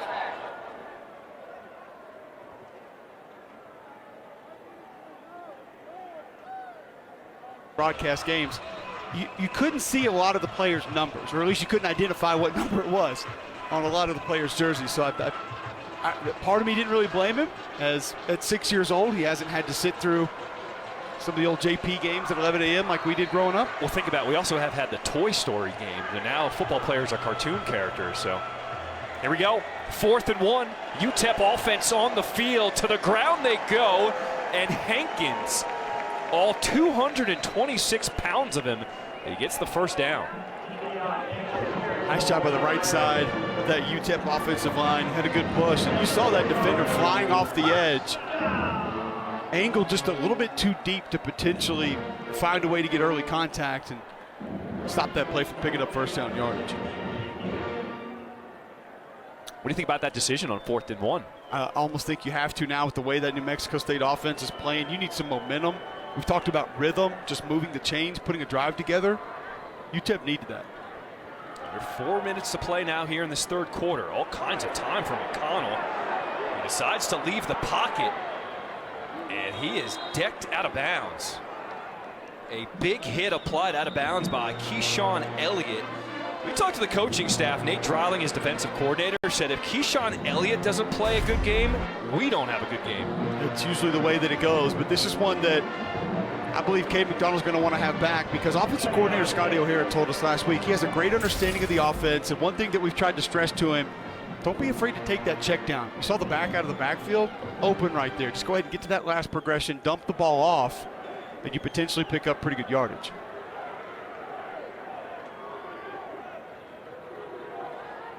Second and 10. There's that dump down. The first catch of the day by Kelly Akari.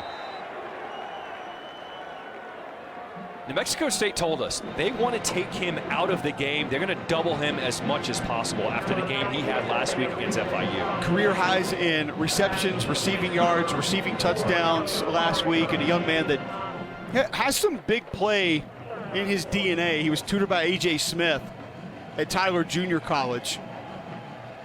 Offensive coordinator for the Houston Roughnecks in the XFL last year. A.J. probably wearing his sunglasses on the couch watching the game right now. 3rd and 4. McConnell, and he will be stopped by Keyshawn Elliott, the linebacker, making the big play on 3rd down. Boy, the must-have play right there from Keyshawn Elliott. It was one-on-one, and Cade McDonald, not the most nimble of quarterbacks when he's out in space, but decided to pull that one. Thought he could get north-south for first down yardage, and it wasn't there. All right, here we go. Offense stays on the field. What do you expect to see on 4th and 4? Depends on what the defense is going to give us. If there's a cushion, you take one of these easy throws. You see New Mexico State's going to come up. 10th play of the drive. I like your tight end back down this way. McConnell looking left the entire time. He throws it, and a miscommunication with his receiver. A turnover on downs. Amari White broke off his route. Incomplete. I don't love it. I want to play where we're at least going to have an opportunity to pick that up. I don't want sort of the do or die. You go max protection, the tight end and the back are going to stay in. So your options are limited. Look, you knew right away. Immediately understood that's not where it was. Good protection, has the time.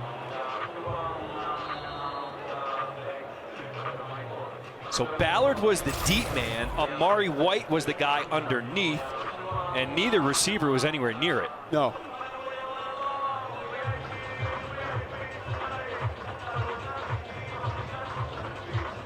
So New Mexico State now, their best starting field position of the night. Mykylin Young, the running back. They decide to hand this one off to Watkins. The stretch play doesn't quite get to the edge, but he still picks up 4. Kobe Hilton and Tyrese Knight there on the stop.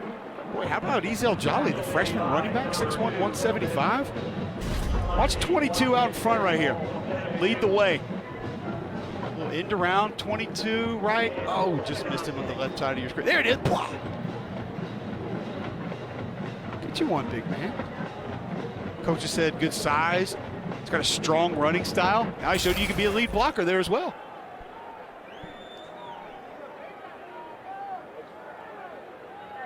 Under 2 minutes to play here in this third quarter. 2nd and 6. Pavia, a strong throw over the middle, completes that to Jonathan Brady. And that's good for a first down, but we do have a penalty flag. That was Mykylin Young previously, pardon me, 22. Ineligible player downfield.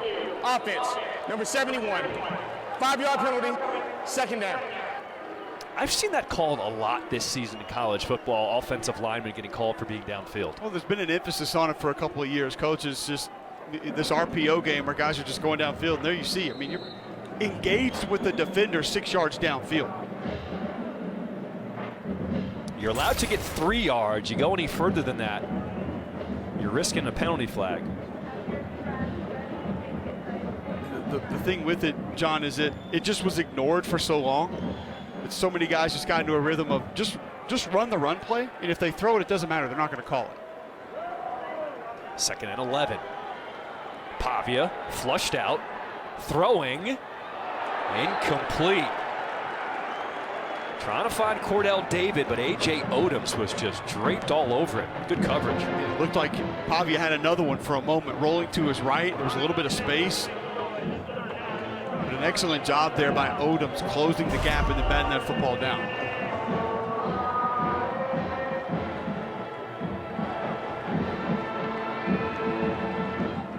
New Mexico State in the first half on 3rd downs, just 2 for 6. So far in this second half, they're 2 for 3. Let's see what they can do here on 3rd and 11.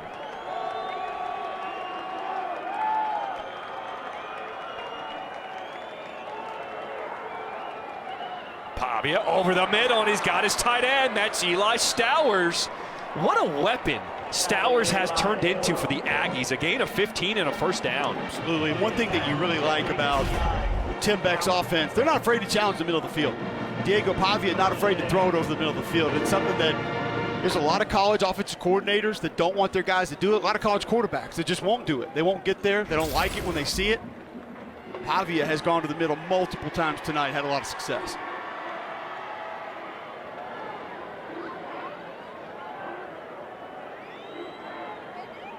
Kylan Young, the running back to the left of Pavia. Pavia keeps it. A little stiff arm, gets him a few more yards. A.J. Odoms gets him out of bounds. It's amazing how he can make things happen. That did not look like much was going on that play. Still managed to pick up 7. I think he's keeping that the entire time, too. He knows it. And got a pretty good block on the perimeter from his tight end. That's the end of the first quarter. Timeout. We were tied at the half at 7, and then Diego Pavia took this to another level. 2 touchdowns to start the 3rd quarter, and New Mexico State up by. Beautiful night here in El Paso, Texas. A rivalry game, 100th meeting of the Battle of I-10, with both schools just 40 miles apart. And Diego Pavia just took over in that 3rd quarter, opening up a 14-point lead over UTEP alongside Cole Kublik. Taylor Davis on the field. I'm John Schriffen. 1 more quarter to play here in El Paso. 2nd and 3. Young. You know what's interesting about McKylan Young? Because they have so many quality running backs, they actually used him at defensive end last week. The defense was like, hey, we got to do something to get pressure last week against Sam Houston. And he's 5'10", 195, and they figured, well, he's quick, he's got low pad level, maybe he can get to the quarterback. And he actually pressured the quarterback a few times. Yeah, give you some speed off the edge. I feel like that old adage of run right at him might apply if you want to game plan him. 1st and 10, Pavia, little stutter step, gets through that hole. The shifty moves from Diego Pavia, another 1st down. Torrey Richardson eventually brought him down. He picked up 14. Letting Richardson have the football in his face mask as well. Here's the decisiveness. Look at that play fake and then just get north and south. And then excellent little jump cut. Takes a safety for a ride.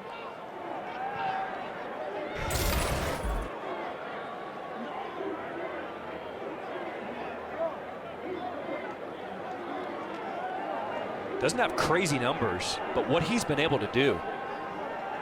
When the play, 91 rush yards with 2 touchdowns on the ground also. But when the play breaks down, he just takes over. Pavia throwing, connects, touchdown! Tomas Whitford, the tight end. A 16-yard strike, and it has been all New Mexico State here in the 2nd half.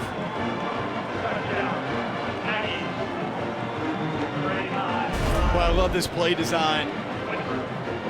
They hand it to Pavia. He was lined up as a tailback. Fake the end around. And then Pavia delivers the touchdown pass.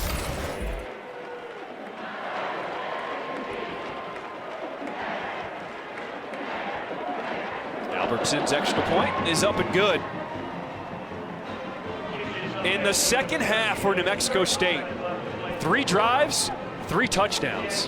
Tim Beck has been dialing it up here in the second half as now his star quarterback lined up at tailback, taking a handoff, faking a reverse, throwing a touchdown to get to 28-7. This game was tied at 7 at the half, and New Mexico State has reeled off 21 unanswered here in this second half. As that kick goes into the end zone. Well, before the start of the season, defensive coordinator Nate Dreiling told us about how his wife was diagnosed with breast cancer. Actually did his game week 0, and he told us about it in the meetings. And he said when the wife broke the news to their 3 young children, their oldest daughter, Baylor, told the mom, be brave. And now they have created these pink bracelets in awareness of breast cancer with the Be Brave. All the players, all the staff, they are wearing it. We're going to wear it in support of Alexa. We know Alexa has her 3rd round of chemo set tomorrow as Deion Hankins runs over that right side. We wish Alexa the best. We talked to Nate Dreiling. We told this story in week 0 when they played UMass. And he said, I had no idea the kind of support I was going to receive, not just from the community, but people from around the country who were survivors of breast cancer. And he said that support has meant so much to his wife, Alexa. Well, he said there's one thing about cancer. Everybody has their own story, and obviously everything going to be handled in their own ways. But he said that outreach of support has just meant the world to he and Alexa. And we wish Alexa the best. Obviously tomorrow going in for that 3rd round of chemo, and obviously the family be thinking about them. They'll be in our thoughts and prayers. And really, coach right there, Dreiling, in our thoughts and prayers, because not only does he have that, he missed date night last night as well. When we asked him about Scotty O'Hara's offense and all the different formations, personnel groupings he was going to get, he's like, yeah, I'm really mad at that guy, and I'm mad at the coach for once he showed me the film and said everything we got to get prepared for. I had to stay in and study extra tape. We have date night every Tuesday, and I missed it last night. So wife's really mad at me right now. I don't think we could say just how much we appreciate the strength and the courage of Alexa and Nate Dreiling for sharing that story, because they didn't have to. No. And we told it for the first time on national TV. Well, we saw her walk into the stadium today. First thing she does, she comes out, finds Nate, gives a big wave. He spots her right away. So just really cool to see the support, not only that they have from people inside the program, outside the program, and for one another as well. New set of downs for UTEP.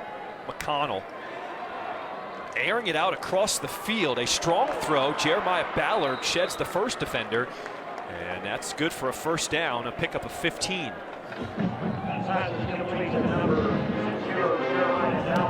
And then the courage for their eldest daughter, Baylor, I can't imagine, to whisper into her mother's ear, be brave. That's special right there. First and 10 from midfield for UTEP. They send the house, and a dangerous throw into double coverage, incomplete. They're looking for Kelly Akari.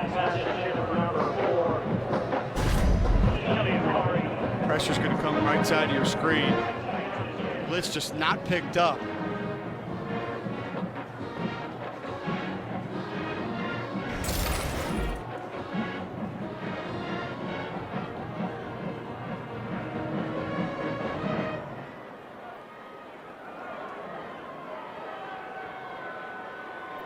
Second and 10.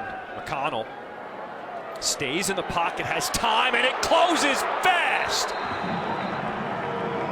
Buda Paletti with the sack. And this defense, led by defensive coordinator Nate Dreiling, they have come to play, and there is Alexa cheering on her husband's defense.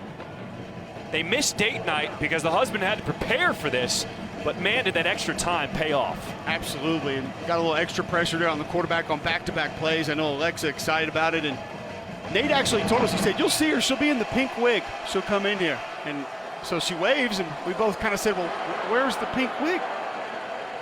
He said, well, she must be in a better mood today, because usually the wig determines how she's feeling that day. He said, I shaved my head because she's going through chemo right now in support of her. Just unbelievable. I mean, he said so many people responding. He didn't even know them from all across the country, and it has meant so much to Alexa. Timeout, New Mexico State. They're first of the half. Media timeout.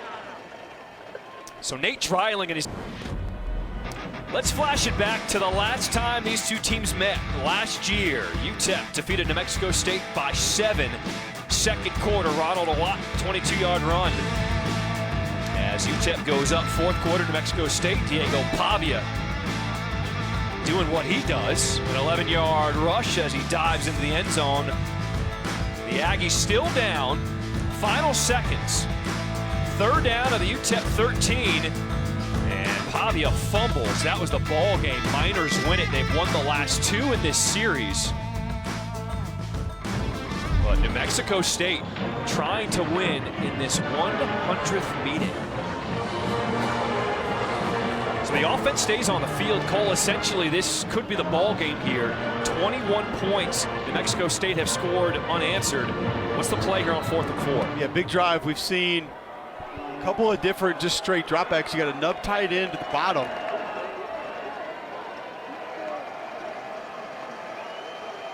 Miners 1 for 2 on 4th downs tonight. They hand it off on 4th down, and they don't get it. Hankins is stuffed. Jordan Vincent, and a turnover on downs. Oh, he had the short edge to the bottom, into the near side, but I just can't. Not on 4th and 5. That's not the play call. You move the pocket. You give an option to run or throw. But that play right there is just one that into the short side. It's just a great job by the safety coming up and making a play. Remember, earlier in this game, Jordan Vincent came flying down and whiffed and allowed a long run for UTEP. This time, making up for it, breaking down at the line of scrimmage. An excellent 4th down stop. Back-to-back drives for UTEP ending on downs. And now New Mexico State will try to eat some clock. Amonte Watkins dragged down a tackle for loss for Katie Johnson, as well as Tyrese Knight. We'll go back to that 4th down call, John, and I feel like you're telling me right there that you don't trust just a straight drop back with your quarterback. And the next thing you have the most confidence in is going to be your rushing attack, which is okay. It's fine. It's just in that spot with that down and distance. Inbounds, 3rd and 15.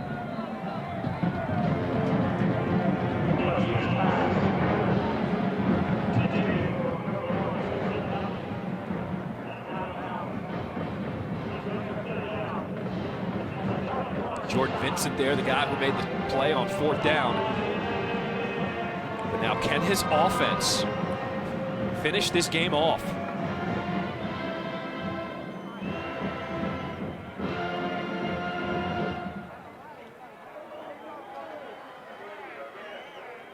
Inside handoff goes to Thomas. And he is still pushing. Where are they going to spot it? It'll be close. It's probably about a yard short. Needed 15, he got 14. It's that same wrap draw that we saw in the first half go for about 30, 40 yards. It's going to show sprint out to the right, and then you wrap that draw back underneath, and it's an excellent job against a 3-man front too. So you've got him outnumbered at the line of scrimmage. I feel like that was big. Louis Canepa, 66, about 15, 20 yards downfield, just trying to yank his ball carrier over that 1st down marker. You like this, the offense staying on the field on 4th down?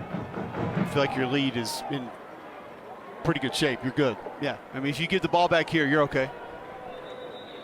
New Mexico State, and we do have a penalty flag for a Delay of game. Offense. 5-yard penalty. 4th down. So you give your punter a little more space. You were going to take the flag either way. Please reset the game clock to 8 minutes, 46 seconds. Which means if you're UTEP, you're not done just yet. But this second half has been a completely different game. Tied at 7 at the half. And then this game just completely switched. New Mexico State is on to punt. The second punt of the game for Zach Haynes.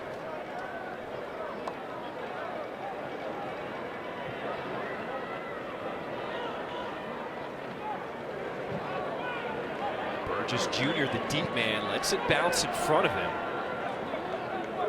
And it will check up and die right at the 9. 8:35 to play.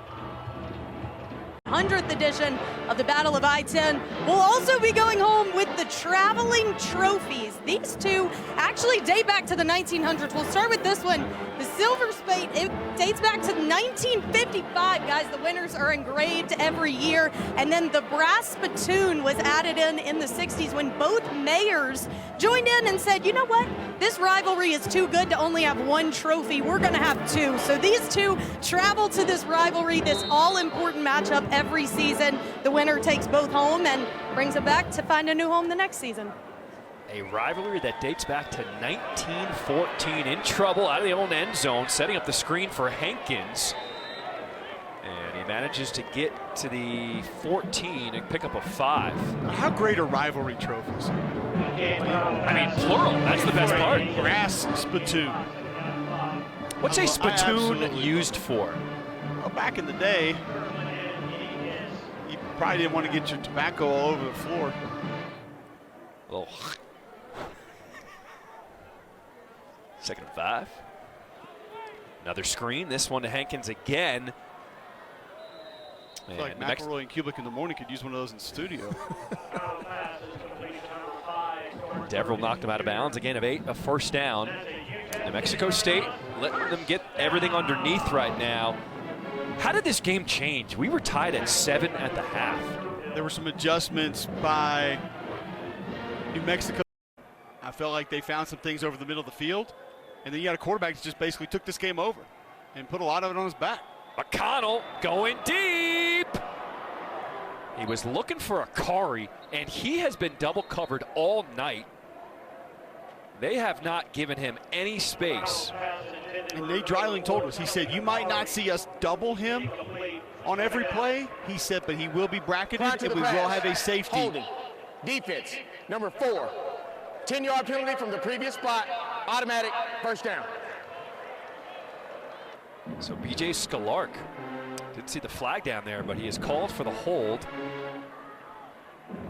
Dreiling said, we'll have a safety leaning his way regardless, no matter what. Not going to let him be one-on-one at any point in time.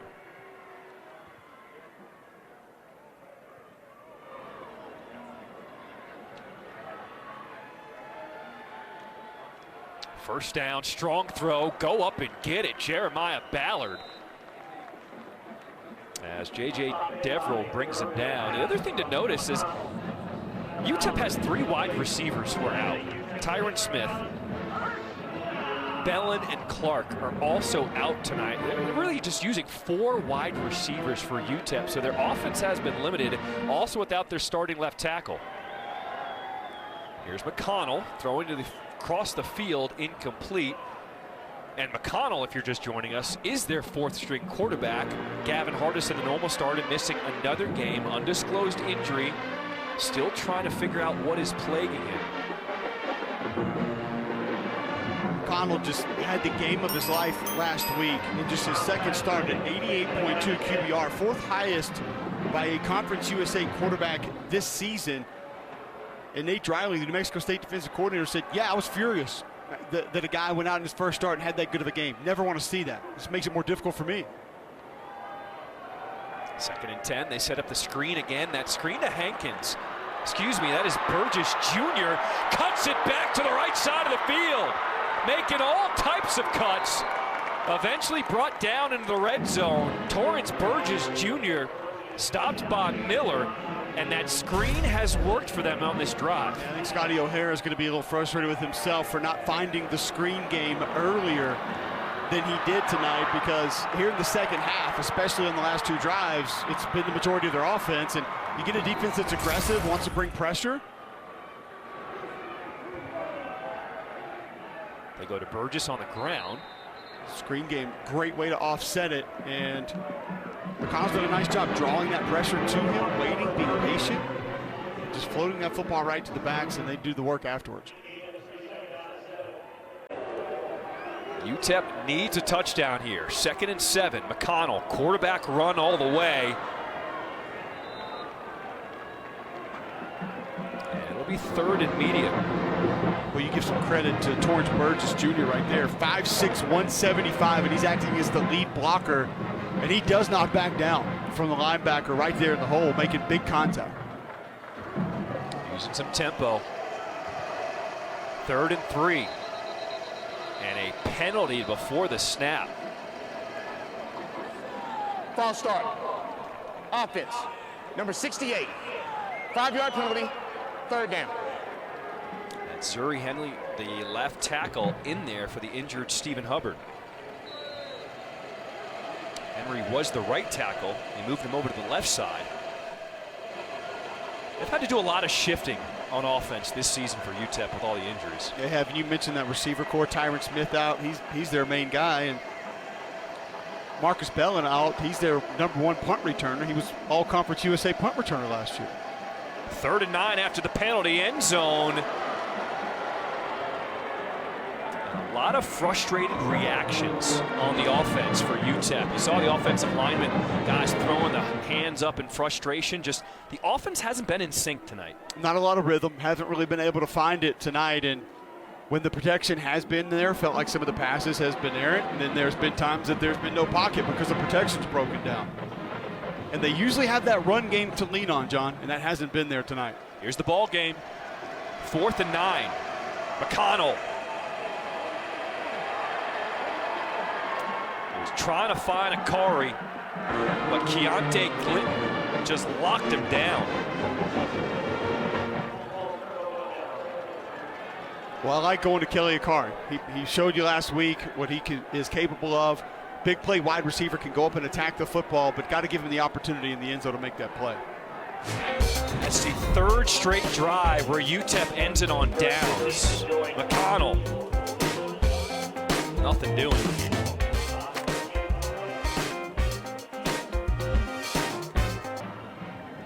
Welcome back to ESPN College Football Prime Time, presented by Ram Trucks. New Mexico State in control of this rivalry game, up by 21.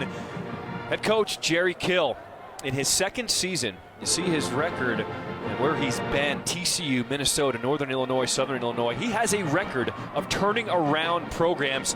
And Taylor, he has loved every minute of coming to work at New Mexico State.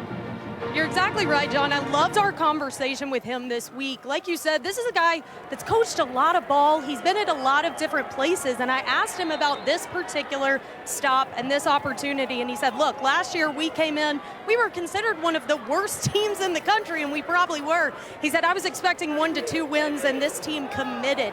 We walked away with 7 wins, including a bowl game win, and it laid the foundation for everything we believe we're capable of. And heading into this season, he's continued to see that moxie out of this group. He actually said that this team recruits teammates. He said it's about the culture. It's about establishing that kind of work ethic that we saw pay off last season, even when it wasn't expected. I've been watching him on the sidelines, and you can tell how much this game in particular means to them. All of their goals still very much ahead of them this season, and this win sets them up well to attain it. Well, and Taylor, think about it. If they get this win tonight, they're now 1 win away from becoming bowl eligible. Yep. And this is a rivalry game. You're recruiting against UTEP for many of the same kids as both schools just 40 miles apart. Guys, I was up in the stands before the game, and I was asking people, fans of these teams, for people that aren't familiar with this rivalry, how would you explain it? And they said, well, it's probably the best college football rivalry that nobody knows about. And they said they compare it to an Oklahoma, Texas, a Duke, North Carolina, because of the proximity. Like you said, recruiting territories. These schools, heck, there's a lot of hostility here. I mean, this one means a lot. Whoever was coming away with the win definitely takes with them a lot of momentum into the rest of the season.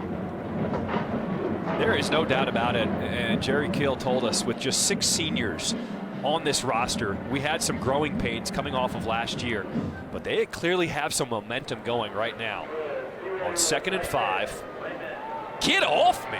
Star Thomas. He's dropped for a loss of 4. But a lot of missed tackles on defense for UTEP. Timeout, UTEP. Their second timeout of the half. 30 seconds.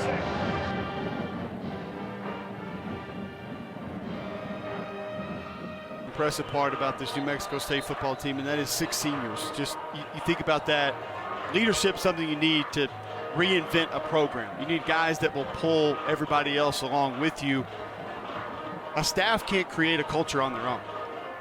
A lot of that has to be player-led, and to do that with only 6 seniors on this football team this year, the way that they've begun to play. Now, listen, they got players. You put the film on this New Mexico State team, we know what Diego Pavia is able to do, but you watch Cedric Claiborne to tackle 78, he can play. You watch a couple of these receivers, Cordell David, he can go up and get it. Trent Hudson, he can go up and get it. You see these guys flash. They have athletes, but the buy-in is what you have to have, and with that little leadership at the top, very impressive.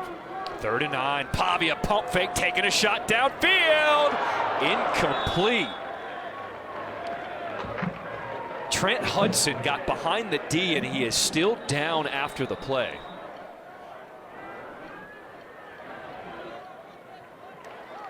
Timeout on the field for an injured player. 4th down.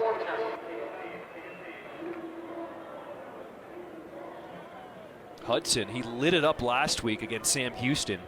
3 catches, 122 yards, and 2 touchdowns, and now the concern is for their star wide receiver who's still down.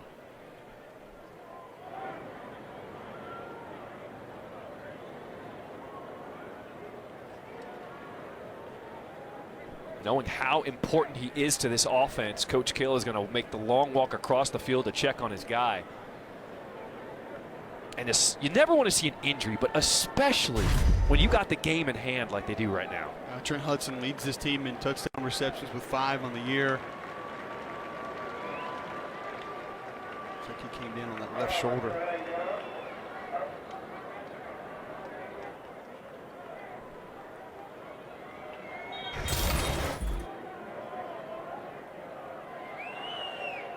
So Hudson's going to be helped off the field as he still holds on to that left arm. I'll tell you, I'm not sure exactly what, but Jerry Kill's not happy about something right now. And I don't know if it's just the fact that they even threw that ball down the field, or he sees one of his star players going down, but 28-7, 3:10 left, and he's frustrated. Haynes, his punt. A fair catch called for by Burgess. And he's going to his quarterback. He is lighting him up right now. You said it. Coach Kill was not happy.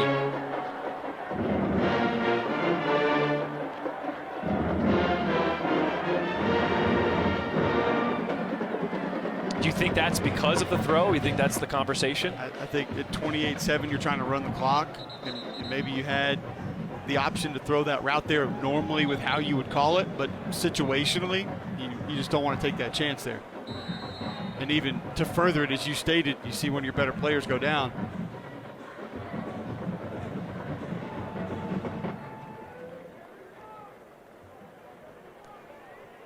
So under 3 minutes to play in this 4th, UTEP will get the ball back. They have not scored since the first half. McConnell. Long throw across the field, incomplete. Now, Taylor, you're on that New Mexico State sideline. Can you tell what happened there? Yeah, I was in the line of fire a little bit, guys. As expected, Jerry Kill very frustrated that play even happened. He went up to his quarterback, Diego Pavia, and said, do what you're told. That was not necessary for this situation. Were you told to throw the deep ball? And Diego shook his head, looked down. He said, now one of our best guys is messed up. You have to be more aware than that. Some other expletives in there, guys. A lot of frustration, of course. All right, Taylor, good stuff. So Zach Fryer, the completion for UTEP. And with the momentum you're building for New Mexico State, they come into this game, they've won 2 in a row. McConnell swing pass completed to the outside of Burgess. This would be 3 wins in a row. An important conference win now. You would move to 3-1 in Conference USA. Coach Kill knows you cannot afford to lose your receiver. depth critical down the stretch for any football team, because you know the type of opponents you're going to have, conference play. McConnell underneath was running back Burgess. That's been really the game plan for UTEP in the second half, trying to find their running backs.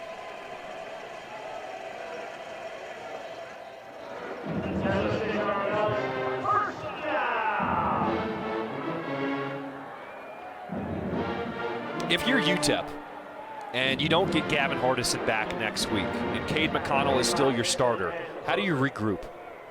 You got to stay committed to the rushing attack.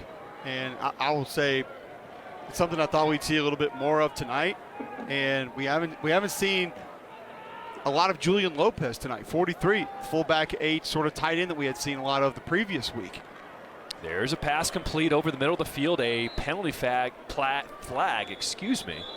is thrown in the secondary. A gain of 12 as Luke Seib completes.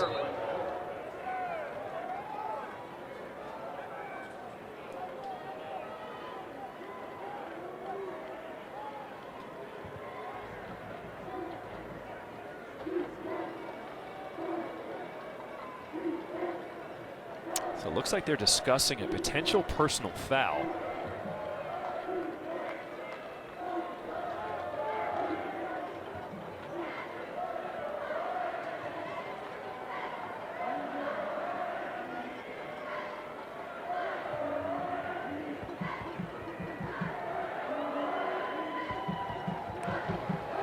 After the play, flagrant personal foul, offense, number 4 for throwing a punch. A 15-yard penalty will be enforced, and number 4 is ejected from the contest. Wow. That's Kelly Akari, your best wide receiver. He has been completely shut down and clearly frustrated, now ejected for throwing a punch. Yeah, it's not great. We had conversations with this coaching staff talking about how disappointed they were having to answer questions about these guys going and celebrating an interception in front of the Lamborghini at FIU last weekend.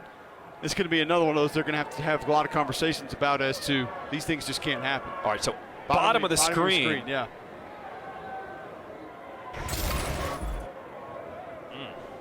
He's got 1 catch for 6 yards tonight after coming off of a career game at FIU. There's been a lot of chatter for the beginning of this game. You and I have talked about it, John. We've seen these teams kind of going at each other. There's been some extracurriculars right at the whistle or even after the whistle.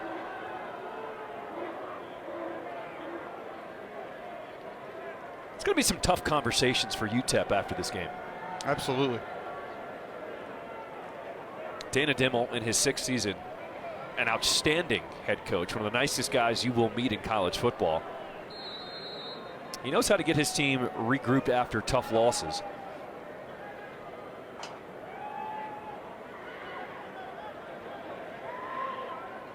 First and 10. Pressure, McConnell. They set up the screen. This is Mike Franklin. And Franklin, we haven't seen him in a while. He's missed the last 3 games after getting banged up against Arizona. He picks up 5. Kind of the in-between back, speed and power comparatively to what they have with Burgess and Hankins, but a guy that I know Scotty O'Hara, the offensive coordinator, said we're excited to get him back, excited to see what he can do. Under a minute to play here in the 4th. 2nd and 5. And overthrows his tight end, incomplete. That's been a big part of it tonight, John. Just not on target. Quarterbacks and receivers not on the same page. And that's not all just on quarterback misfiring. Some of that's been on the protection. Cade McConnell's taking a lot of hits tonight, so that we don't know exactly when these receivers are supposed to break routes off, where they're supposed to be, what the landmarks are. But it has not been in sync tonight. 3rd and 5. Pressure, hit as he throws, incomplete. And another UTEP player is still down. Noah Arinze got the hit on the quarterback. And it looks like it's the right tackle, Aluma and Kelly, who's still down.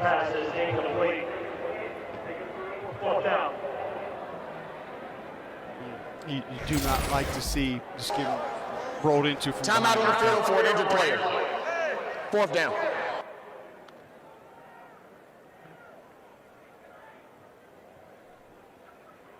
Well, the injuries continue to mount for this offense for UTEP.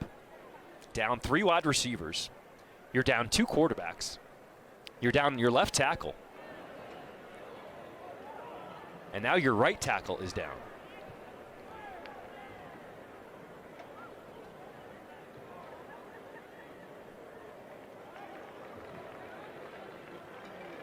So when Kelly is helped back to his feet, but you can tell he cannot put a lot of pressure right now.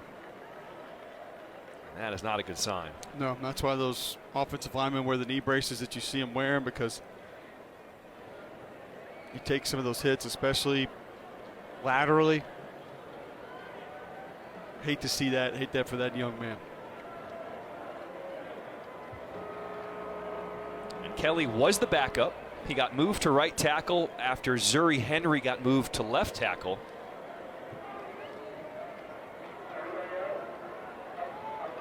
And really, 3rd downs have been the story tonight for UTEP. Just 2 for 12 on 3rd downs tonight. 4th and 5, offense has to stay on the field. And a flag.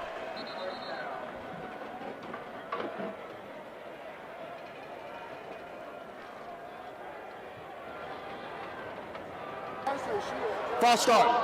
Offense. Number 75. 5-yard penalty. 4th down. It's the center, Andrew Meyer. The 3rd false start called against the offense for UTEP. That was Meyer's 2nd.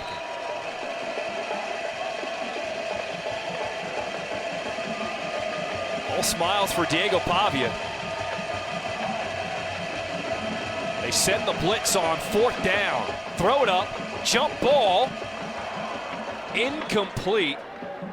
That was good coverage back downfield by B.J. Scalark. There it is. The 2 trophies. The silver spade and the spittoon. It will go to the winner. New Mexico State can't wait to get their hands on them. No doubt. These games just have so much extra meaning. The conversations that take place during the week, the different people that you hear from, you go around town, you go grab lunch, you grab dinner, you get outside campus, and that's what everybody's talking about. This is one that we want. This is one that we need to make sure that we get.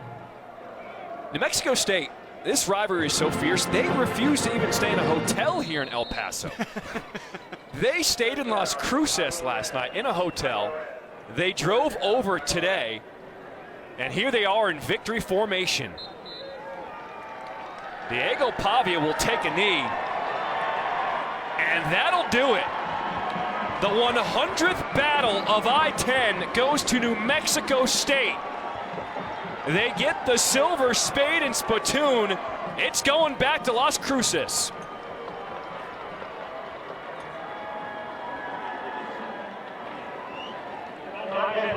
Cole, this game was tied 7 apiece at the half. And New Mexico State, on their first 3 drives of the second half, 3 touchdowns to put this game out of reach. I think they did a nice job at halftime, finding some things they had success with, running the ball off tackle, some misdirection that they put in, throwing the football to the middle of the field. And I'm not going to sit here and try to pretend, John, like coaching has a lot to do with what Diego Pavia does on a regular basis. That young man right there had a lot to do with New Mexico State winning this football game. He is a heck of a player. Also, you got to talk about the defense. Nate Dreiling for New Mexico State. In 6 drives in that second half for UTEP, 2 punts, and then 4 straight turnover on downs. They brought the pressure, and they found different ways to bring the pressure. Just like he told us, they mixed up the looks the entire night. And obviously, wish Nate and his wife Alexa the best with her battle with cancer moving forward. Alexa, we're thinking about you. Stay strong. Our final tonight, New Mexico